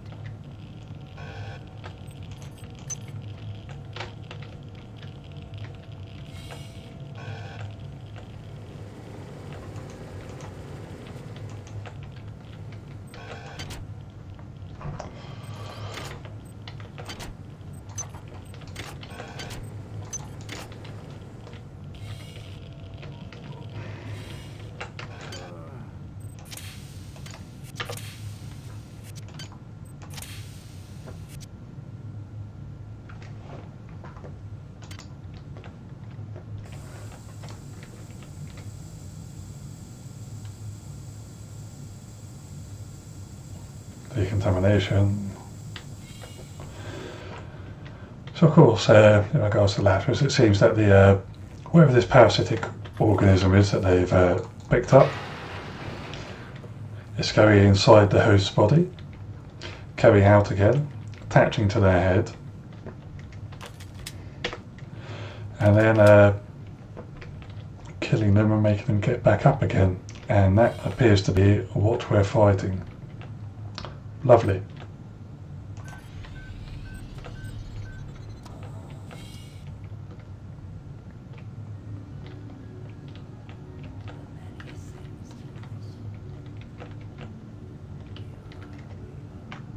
I should not be around this bit of the temporary.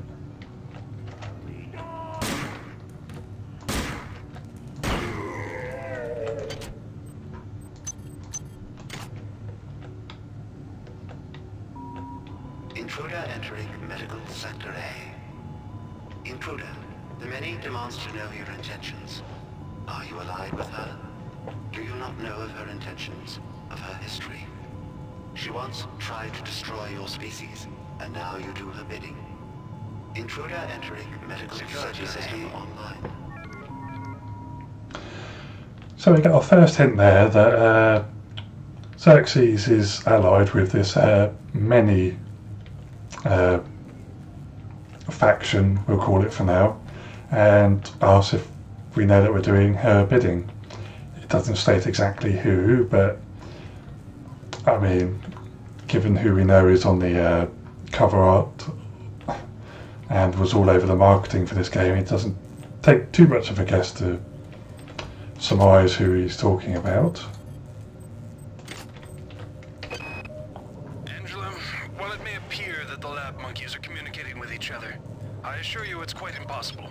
You claim that one monkey signed the passcode for a supply closet to another, and the latter proceeded to open it. As I'm sure you know, there have literally been tens of thousands of studies of primate intelligence, and there's no evidence of behavior even remotely that sophisticated.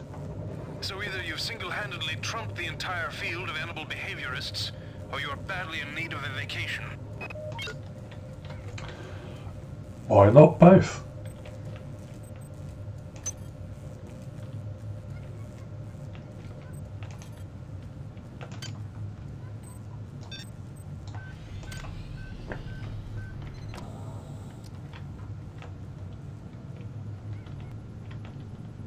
I can hear the monkey, but I cannot see the monkey.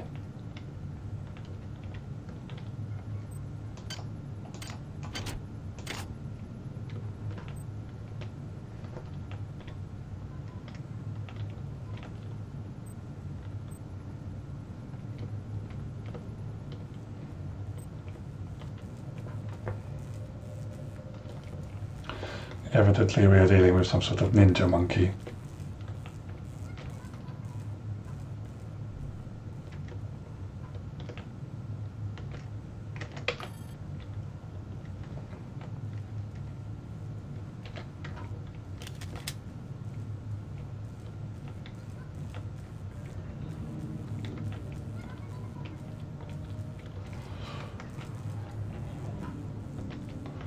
Right, is there another security thing up here that I could have hacked?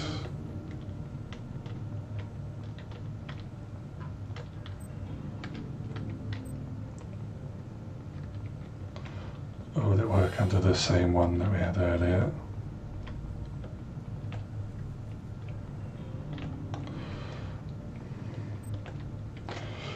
Alright, don't want to waste nanoids, so let's see.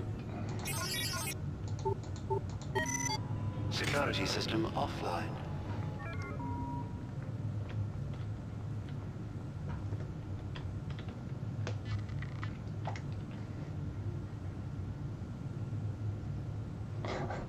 Apparently, I am the predator, the blade in the night. Monkey mothers telling their kids not to go out at night because they won't come back. Only psychic fireball evil monkeys. If they're nice normal monkeys that eat fruits and just pick fleas out of your hair, it's not a problem. I will leave those monkeys alone, or we can just have a fun time.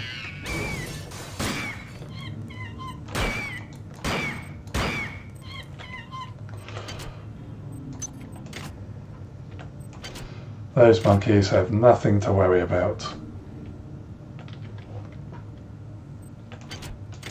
Right, let's begin research on that monkey brain.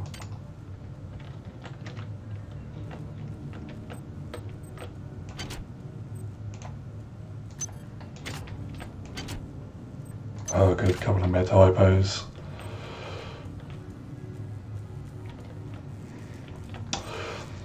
This guy came to the recovery bay because he was legless.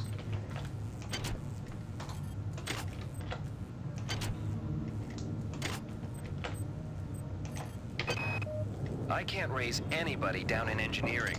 With the lifts out, I'll need to get down there through the emergency conduit in the Psi Annex. I think the access code is in Watts' lab.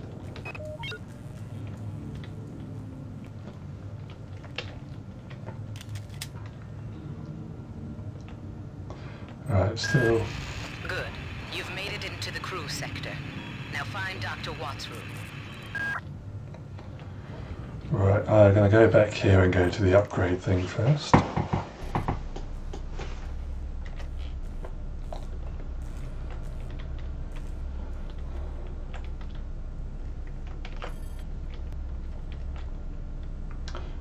Which way is the upgrade thing?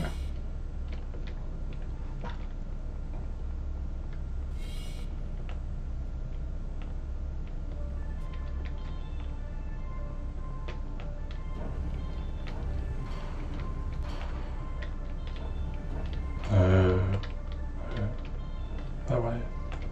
No.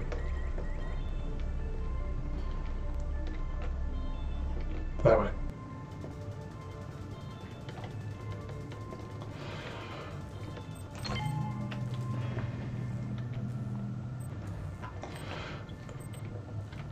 Right, let's get that hacking up another level. 7 modules to spend.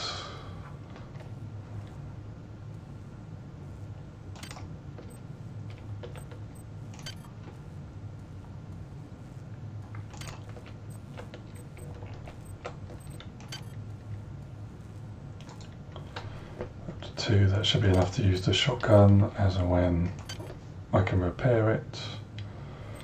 2 modules we can't spend just now. Chemical needed. Right, I was just by the chemical bay, so remember where I was for that.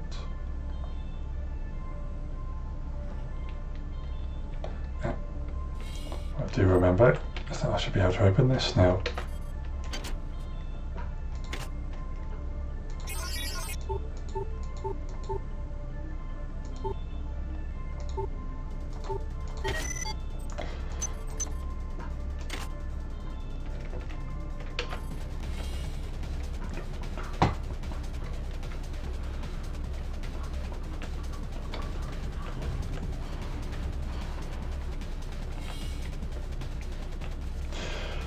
And so the research chemical we needed was fermium. Now with the research we can see it's gotten to 50%, and generally with the research where it stops will tell you how many chemicals you could need to research for the entire thing. It stopped at 50%, so we should only need this one chemical to get through. So let's find some fermium. That looks like it to me. Chemicals used in research. And that should keep merrily chugging along as we're playing.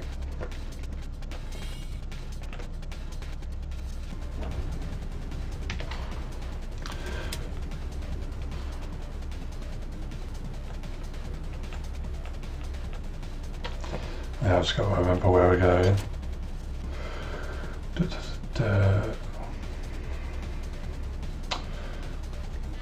Of course I've got to make out a low res map.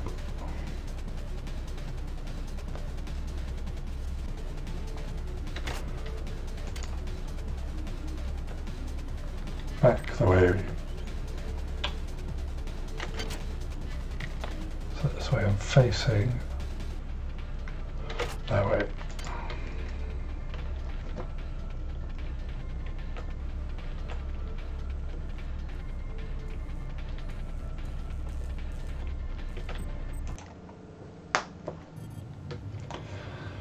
One good thing is that being in the future, I have a solid state hard drive and it no longer takes about half a minute to load between each level. That should be the way to the crew quarters. And we'll make a proper save.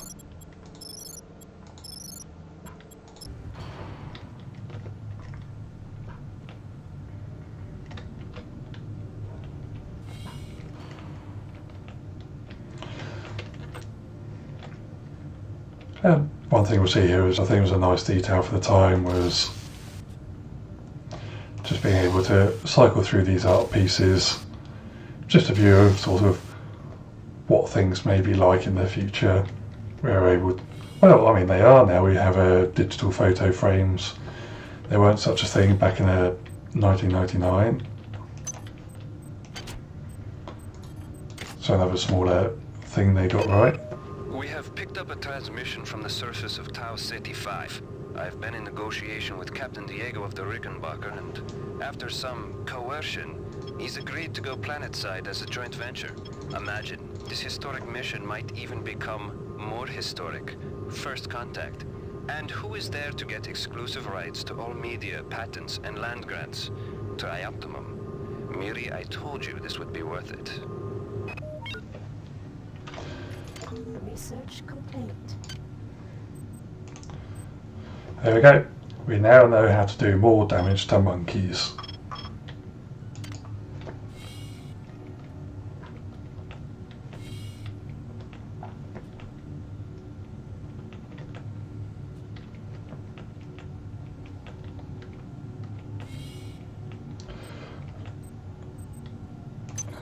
pick up some. Whilst we've got some space, lovely space is starting to get a bit limited. Don't need the research items anymore. I don't need psi hypos because I'm not using psionics.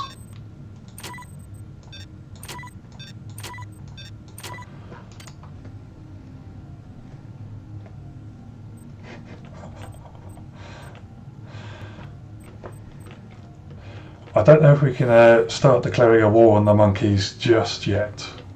Hi there. Please make your selection. Nothing I quite need from here just yet.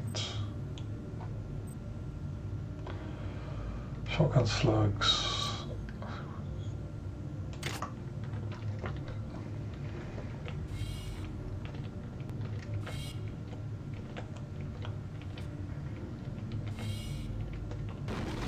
Oh, fuck's sake.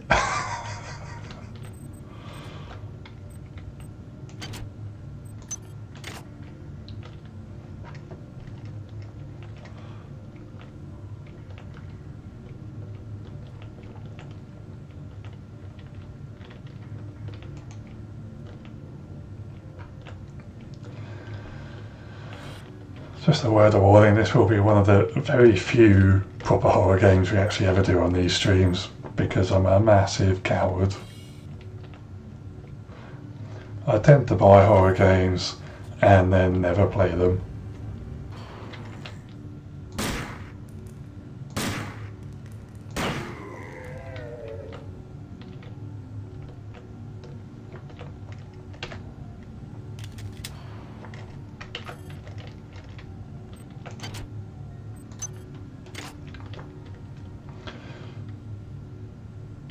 There's a guy up there.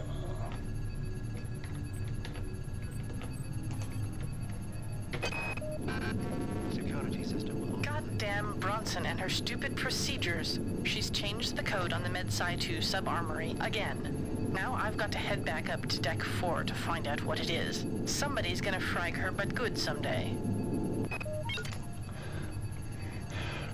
But what we do get from the audio logs, at least in this game, is we do get to see sort of some of the characterization, some of the relationships that were there between the crew members sort of before this all went down. And at the time it was a very nice touch to be going through all that. As I say, it was something that, it was an effect that was unfortunately just rather watered down as time went on, and they became increasingly prevalent in other games and just used as an exposition dump. Sorry, keeping my gun up. And at the time it was sort of built when we were still sort of I think 1999, so on TV we would have had shows still like Next Gen would have finished by that point, Star Trek wise, would have had Deep Space Nine, Voyager still ongoing. So it provided sort of a bit more of a, I would say, a gritty crew that was not quite functioning together socially. As we heard from Kerenchkin's log, more of a motivated for company profit style of things rather than a utopian vision like Star Trek was wont to have. And what we see here is one of our first major major upgrade points, but I want to get rid of the guy that's hanging around here first before I get distracted. Okay, he's definitely wandered off, we might be safe. So, we get 16 things, and throughout the game we'll get to choose 4. So we get reduced damage from radiation and toxins, extra 20% benefit from hypos, 3 extra inventory slots, increased movement speed, maximum hit points, Get to use an extra implant, one-time bonus of 20 cyber modules, 15% extra damage with ranged weapons, better hand-to-hand damage, +2 hacking skill for security computers, overhand attacks with melee weapons. We can get items from robot enemies to heal with. Auto map for each level is already filled in. Nanite cost for mods is cheaper. Psionic burnout stuff, which we're not going to worry about, and items replicators cost less. First thing I'm going to do is make hacking security systems easier, because that's what we're doing a lot of the time. Just going to take a quick swig of my drink.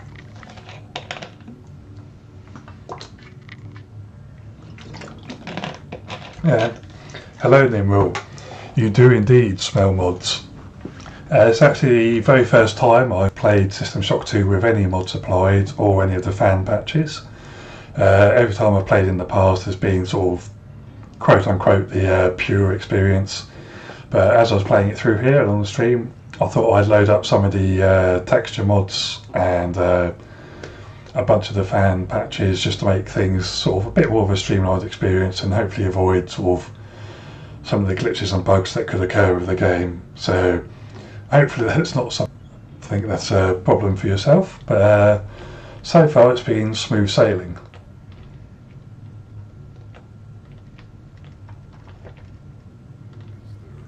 And there's the guy. Security forces have been alerted to your presence, intruder. The glory of the many demands your capture or destruction. Glad to hear you're a big fan of the game as well. I've completed it. Oh. Should focus on playing first. There we go. Right. Yeah, I've completed it through a good number of times, so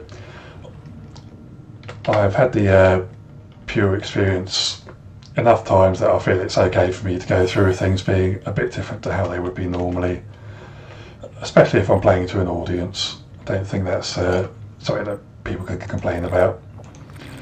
To anyone else watching, you know, I would say sort of go, if you feel like playing at home, try and play through as intended for your first time through, and then there's a whole number of mods available out there.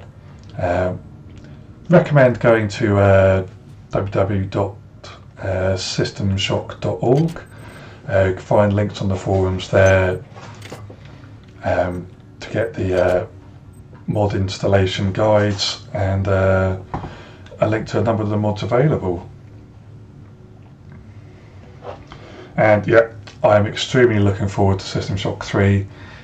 Mentioned earlier, sort of at the very start of the stream, about the fact that that's now in development, and the fact that Warren Spector is in as a consultant for that, which makes me very hopeful that that's going to turn out to be a high quality product.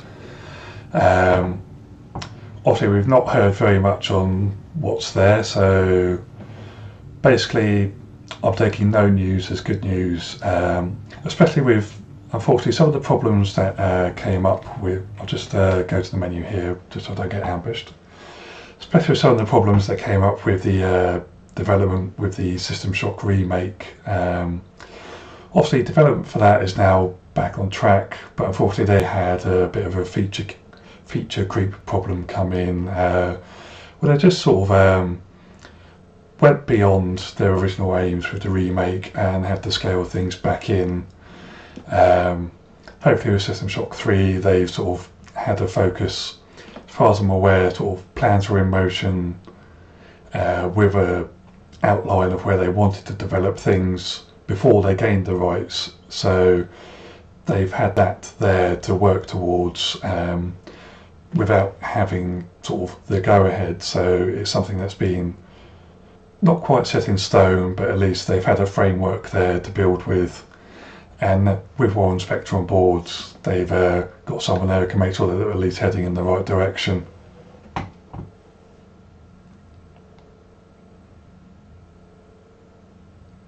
And yeah, as you say, I'm very interested in what Warren's going to do. He's someone who's been sort of involved in a lot of games that I consider sort of classics and favourites of mine from throughout the years. I mean, my favourite game of all time is the original Deus Ex from 2000, so obviously sort of looking forward to any project that he's worked on. One game that sort of fell under the radar a bit, but I actually sort of quite enjoyed, was Epic Mickey, which came out on the Nintendo Wii. It was a game that, whilst it didn't quite live up to the potential it could have had, was again sort of an interesting project that had that Warren Spector magic to it. And of course, older projects such as the original System Shock, Ultima Underworld 1 and 2, and we've got the new Ultima Underworld game coming out, which I think is due for release by the end of this year. And yeah, if your favourite is this one, I can understandably see why. System Shock 2 coming out, as I said again earlier this stream, during what I think is the prime golden age of PC gaming, between sort of 1998 to around 2005. Games such as sort of Half-Life, Grim Fandango, System Shock 2, Deus Ex, Knights of the Old Republic, Jedi Knight 2, Half-Life 2. I'm looking at my collection here. Elder Scrolls Morrowind.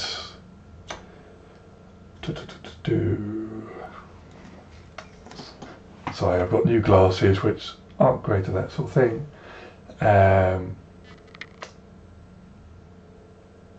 Of course, Neverwinter Nights. Riven was 97, so just falls out on that, but we'll sneak it in there as well.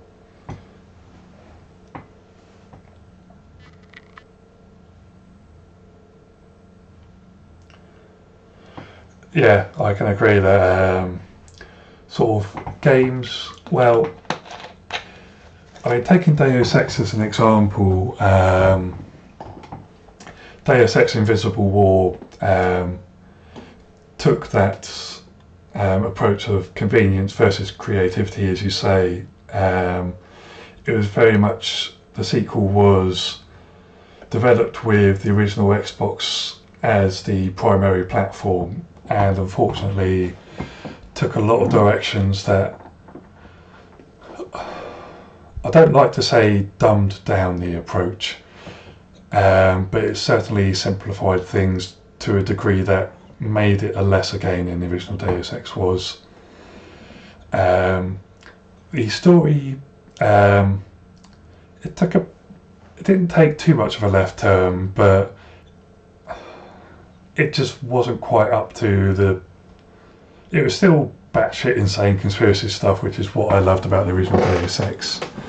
And the original one did turn up at just being that turning point of being right at the incredibly perfect point of coming out just after The Matrix, just after the peak of the X-Files being popular, just as everyone thought trench coats were cool, at the turning point in the new millennium, and everyone was into just hearing about nanotechnology and sci-fi concepts. Nerd culture was suddenly just on the brink of being cool again. And yeah, so, and as people are saying, we'll get back to the gameplay here. We've had our 5-minute discussion point, so let's go and shoot some squishy boys. Did I open this crate? Not yet. So let's see what's in there.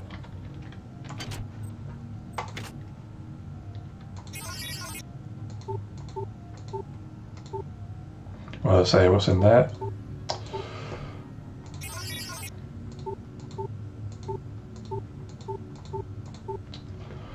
Come on, crate.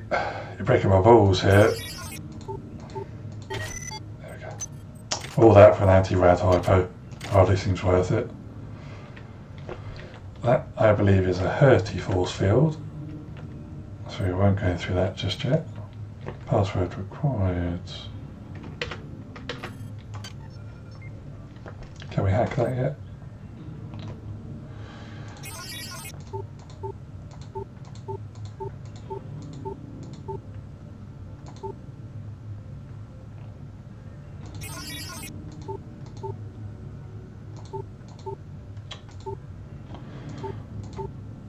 Son of a bitch.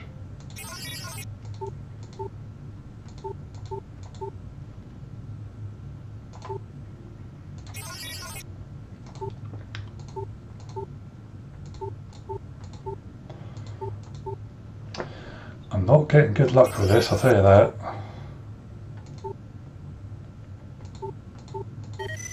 There we go. Right, where are we going? Of course.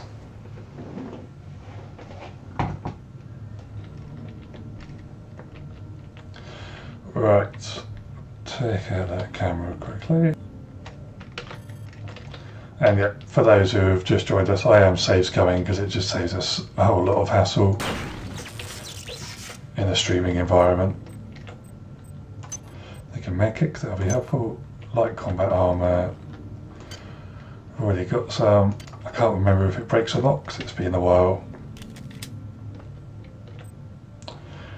But we've got some free inventory space at the moment.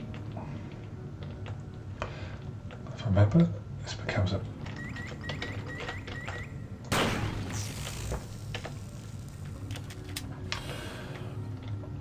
my gun, a very uncomplicated form of hacking. Can we interact with this? No, unfortunately.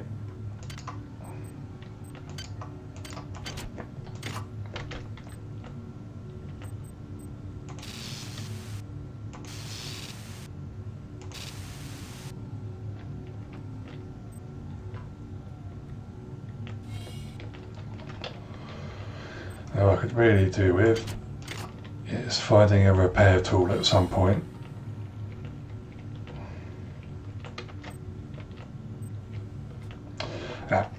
And here we start to find our sort of first evidence of the infestation in the ship. We've seen the sort of ugly squishy guys walking around, but we now start to actually see some of the horrible squiggly bits. That's the scientific term there. And then we'll, I'm going for the hacker route this time round. I've only done the Psi route once through, and it's effectively sort of very much the optional extra hard route difficulty, basically because of the UI that the Psi route has. It's not very convenient to change between powers, unfortunately. I don't know if there's ever been a mod release that sort of makes it a bit easier, and if so I might do another run of it. And obviously sort of with the military route it becomes a little bit easier to do the running and gunning. I just find hacking to be a little bit more sort of thematically appropriate with the whole sort of system shock ethos.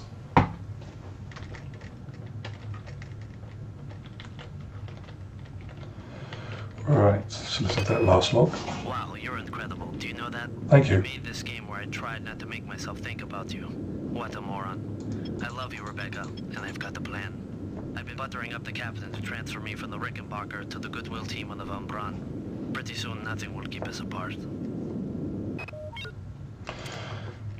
And yeah, the graphic mods are quite good. As I say, first time using them and so far no complaints.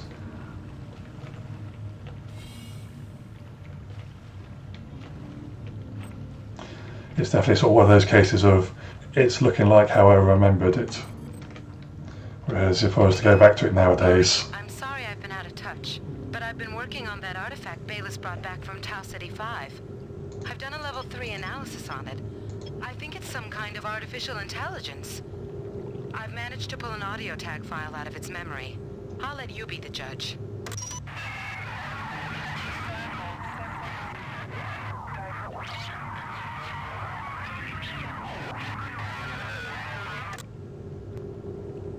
Marie, I think it's speaking English. I wonder who that could be if it wasn't plastered all over the box and the... actually, we don't need Sci-Hypo.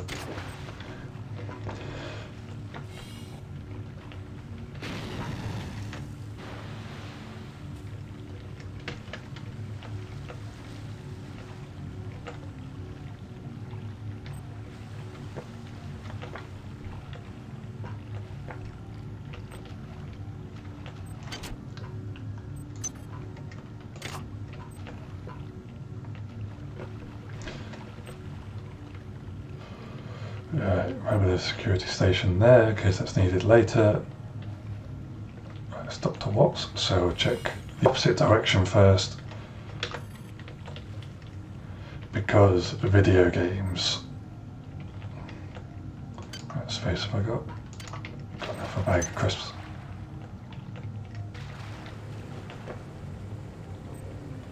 So that lights. Ah! Good spot. Thanks very much, Nimril.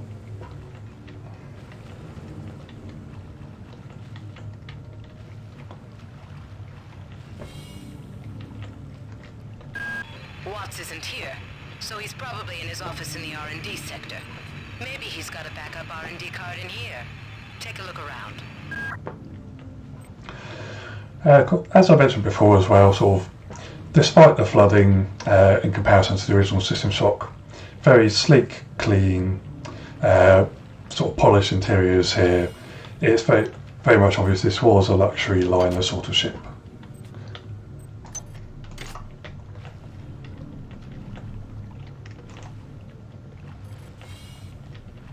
Good work. Here are some more cyber modules. Spend them wisely. They're not easy to locate. This is Xerxes. Remember, replicator restrictions are in place for the good of all of us. All unauthorized database interactions will be dealt with to the utmost degree of the law. Alright, let's have a quick check here. Got 7 modules.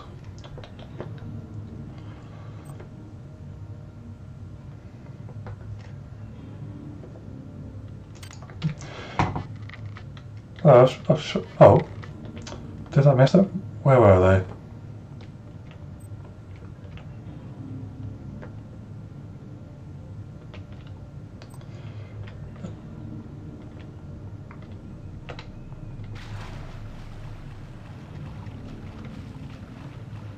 Ah, up there. Okay.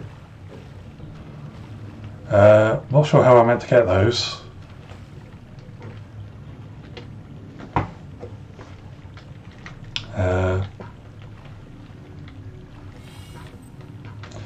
It's not really anywhere I can jump to them. Right.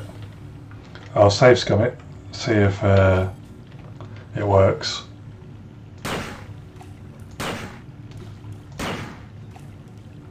There we go.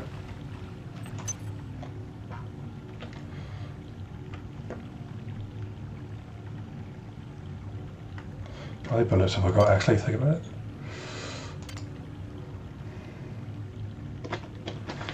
Yeah, well.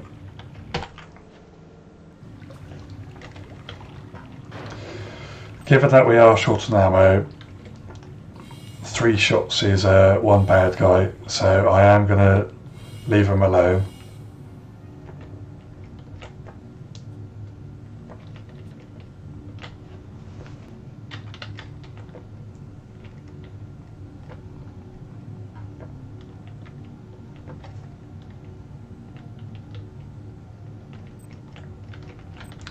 Right, so I was looking here, we got upgrade standard there.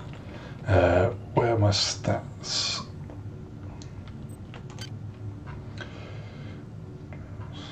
So agility is weapon kickback, could be useful actually. Just reduce that a little bit.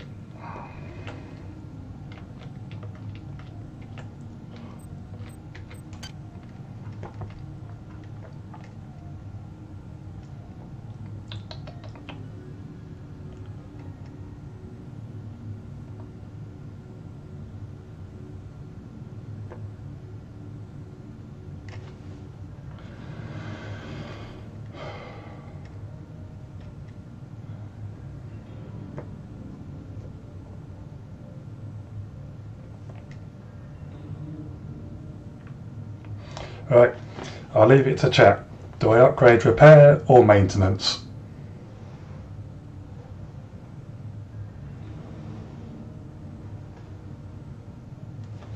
Obviously, repair will be helping with repairing broken weapons and computer systems.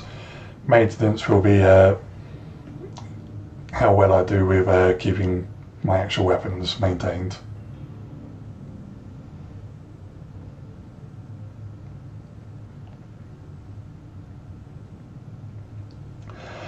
Fluxy Boy, I would say that probably maintenance helps with killing the monkeys by making my weapons last longer.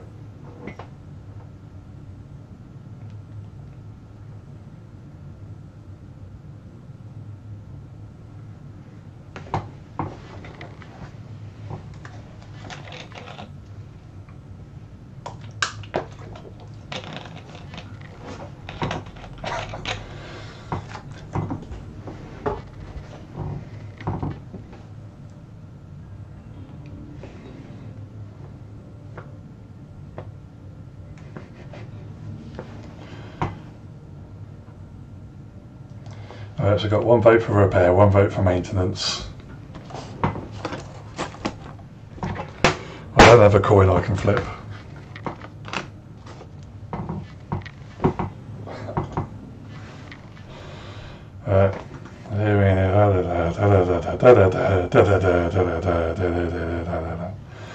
Alright, repair it is.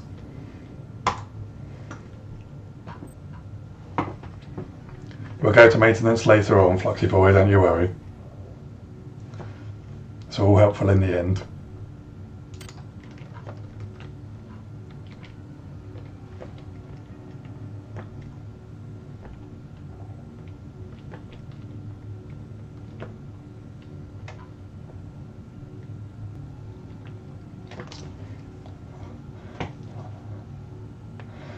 Right, which one did you want me to go for? Let's try and pronounce this. Vodklastics Jeffek or Volvo.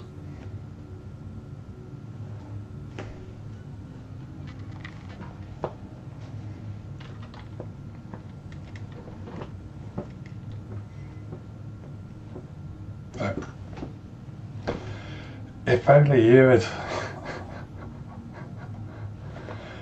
had said something 10 seconds earlier.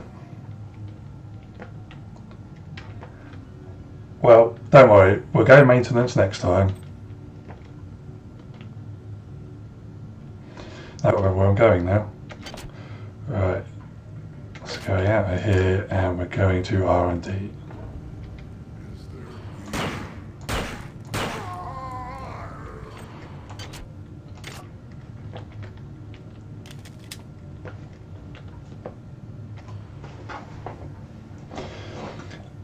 Apparently, I was shortening your name to Wadclaz, but not repair, never repair. That's what I get for listening to Nimril. Well, I need some repair. I've got a shotgun that's broken.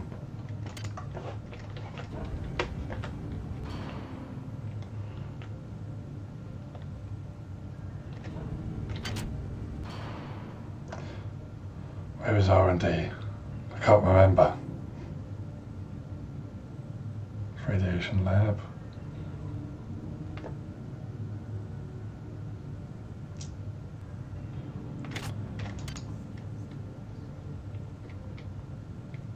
This way.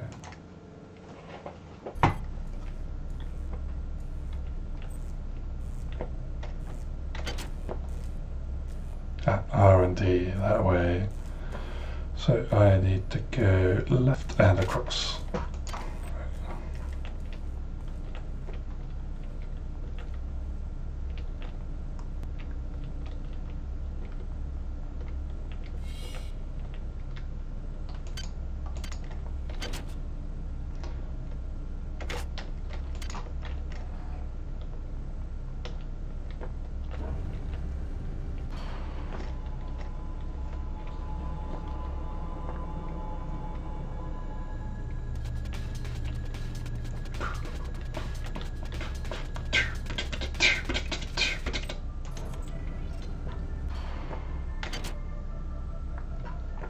Oh, that's crew quarters again.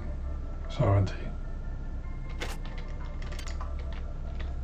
It's the R&D bit.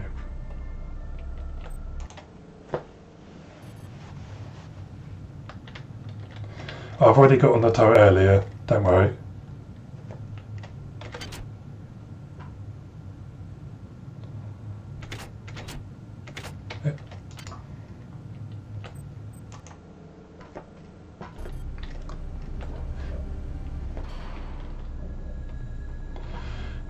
See, I am now at the problem of, I remember R&D. I remember sort of where I am now. I did not remember the linking bit between where I am and R&D.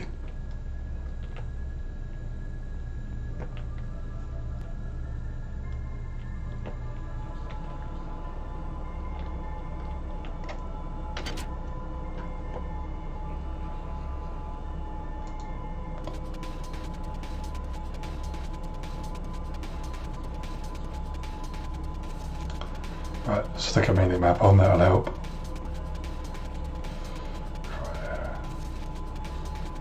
R&D's over here somewhere.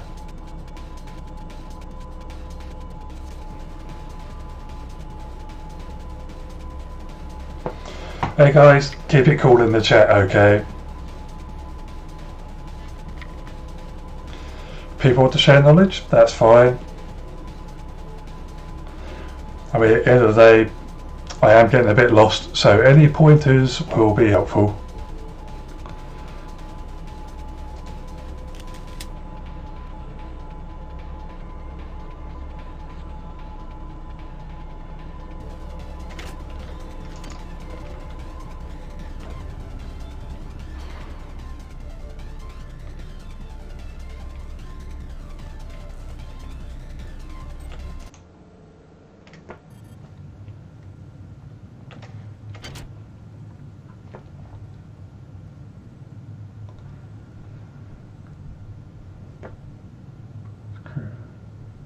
Comes back out there.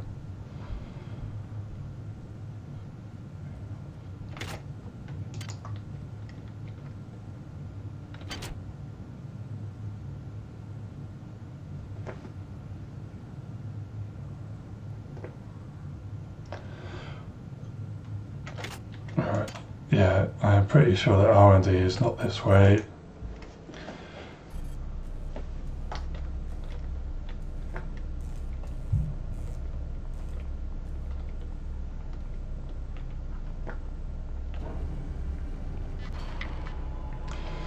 Right.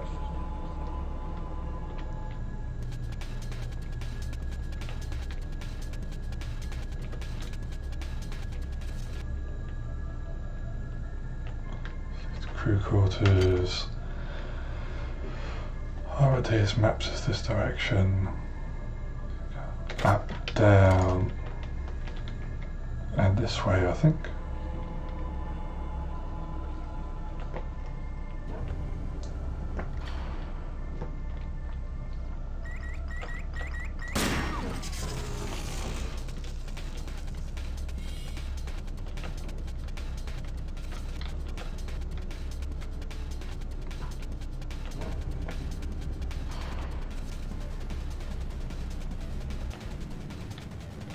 There we go, R&D. Right, sorry for the slight detour there, completely my fault. Transmitting cybernetic modules. Right, so we are now down here. I'm not going to do the run back to the upgrade point section just yet. See, please make your selection. What I will do, however, is hack this and get some bullets. Your selection. Hack skill 3, of course. Of course. We'll come back to it in a bit.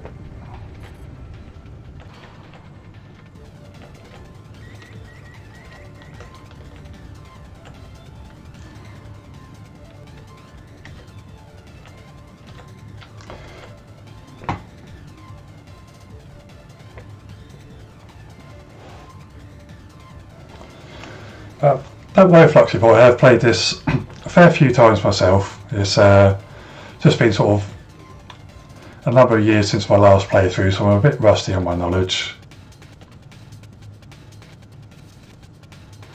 So I am always glad of a few pointers here and there. Especially directions. It's bad enough in real life as it is. Oh fuck it, I'll just shoot you. It's a lot easier.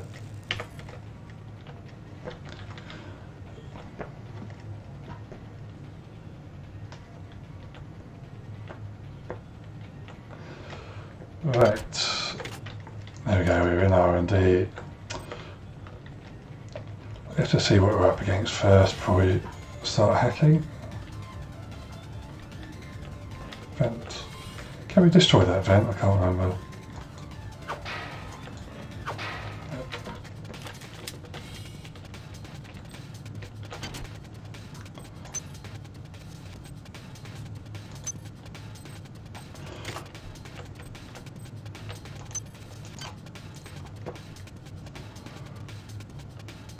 Does that have... Oh no, that is a badly damaged gun. But we can take all the ammo out.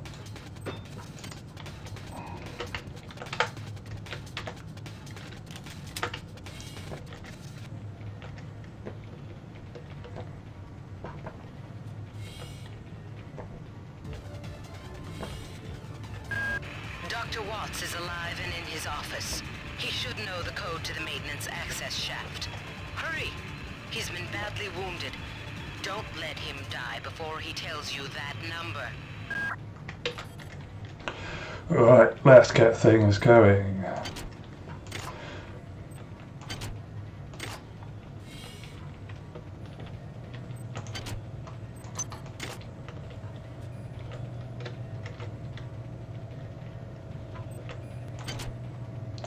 Finally, a repair tool. Well, maintenance tool. Guess that's up a point at the moment.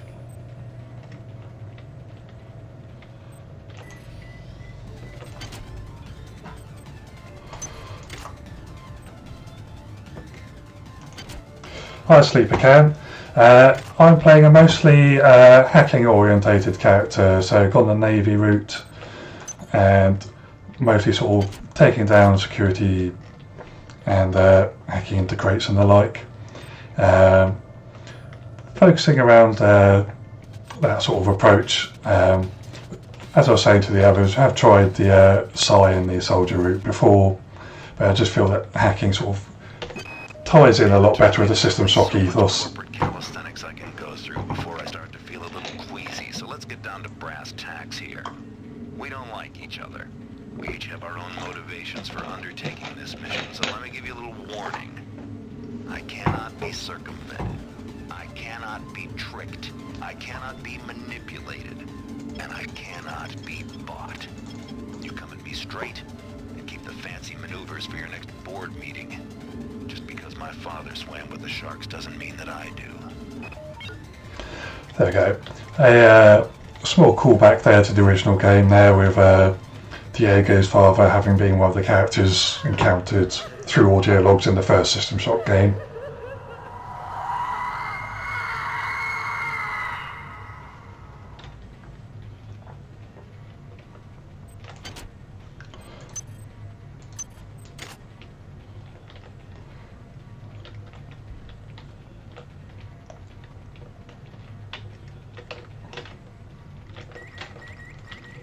It's got a camera there.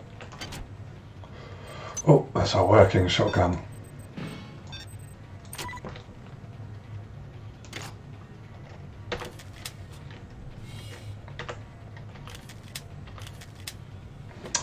Oh, I need to get standard weapons up a little bit more than that, unfortunately.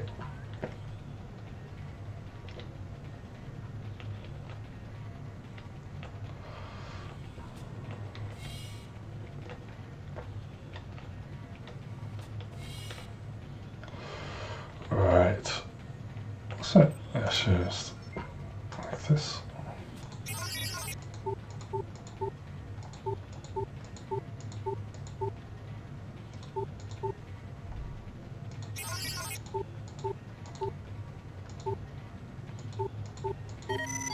Secure security system offline.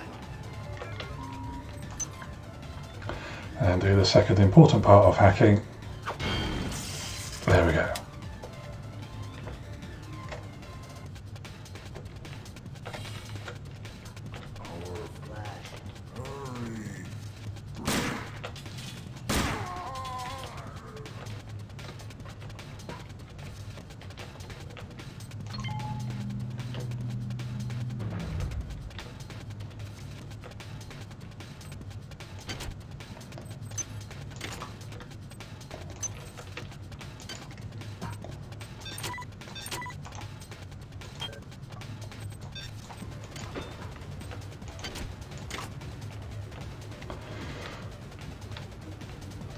If I remember correctly, we get ambushed here. Med hyper never goes astray. They're not dead. They want you, you understand? They want you as a host.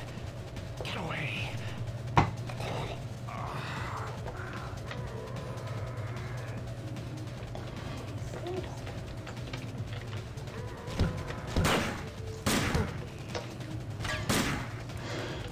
With the world's most accurate shotguns.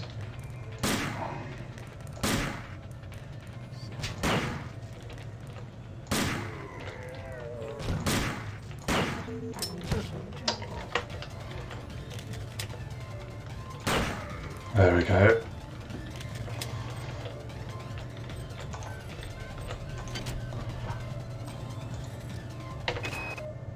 The time is 16:30.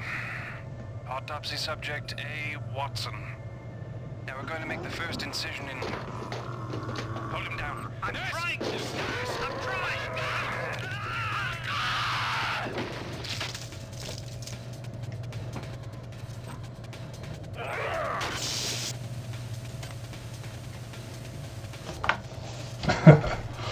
Alright, I've not seen Galaxy Quest in ages. Oh, legendary film.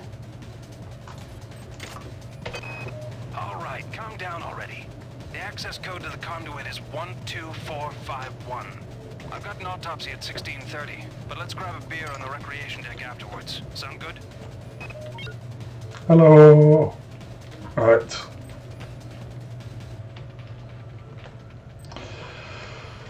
Okay. That's this area clear. So we've now got the code to go open that maintenance shaft. Let's make our way back.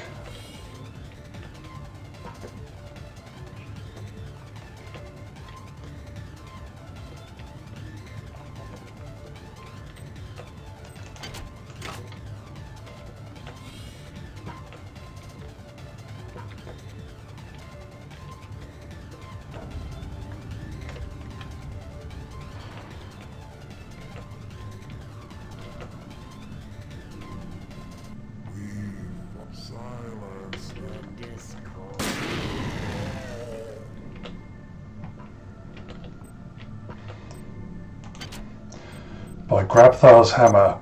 What a maneuver.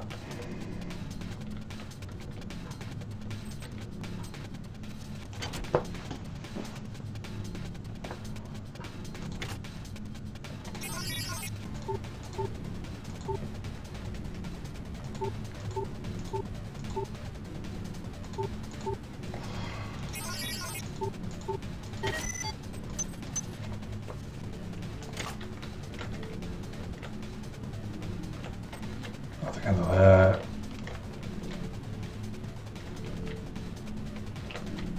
Nothing around there.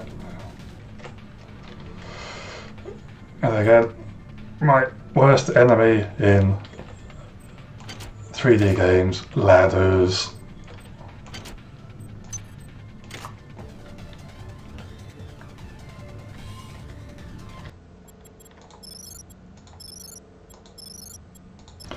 Alright, what time are we at? 2:47.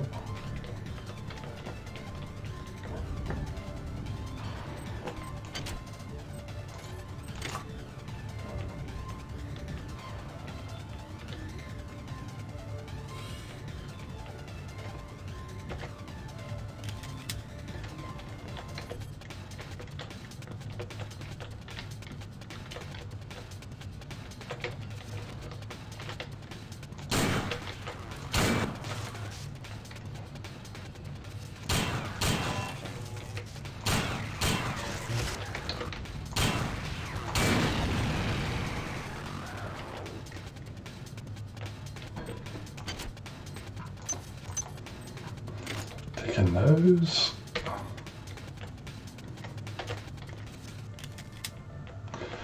Right, now let's go to the level up place first, which was this way.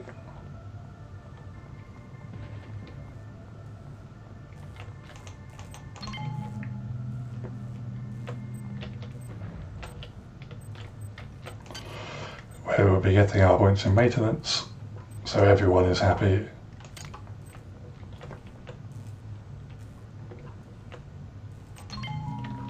Security system online.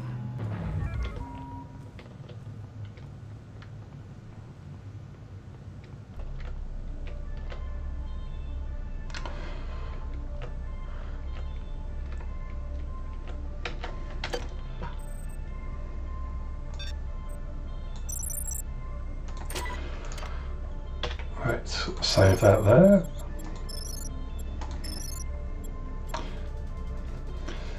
Okay, and with that, that is a sensible place to be stopping off for today.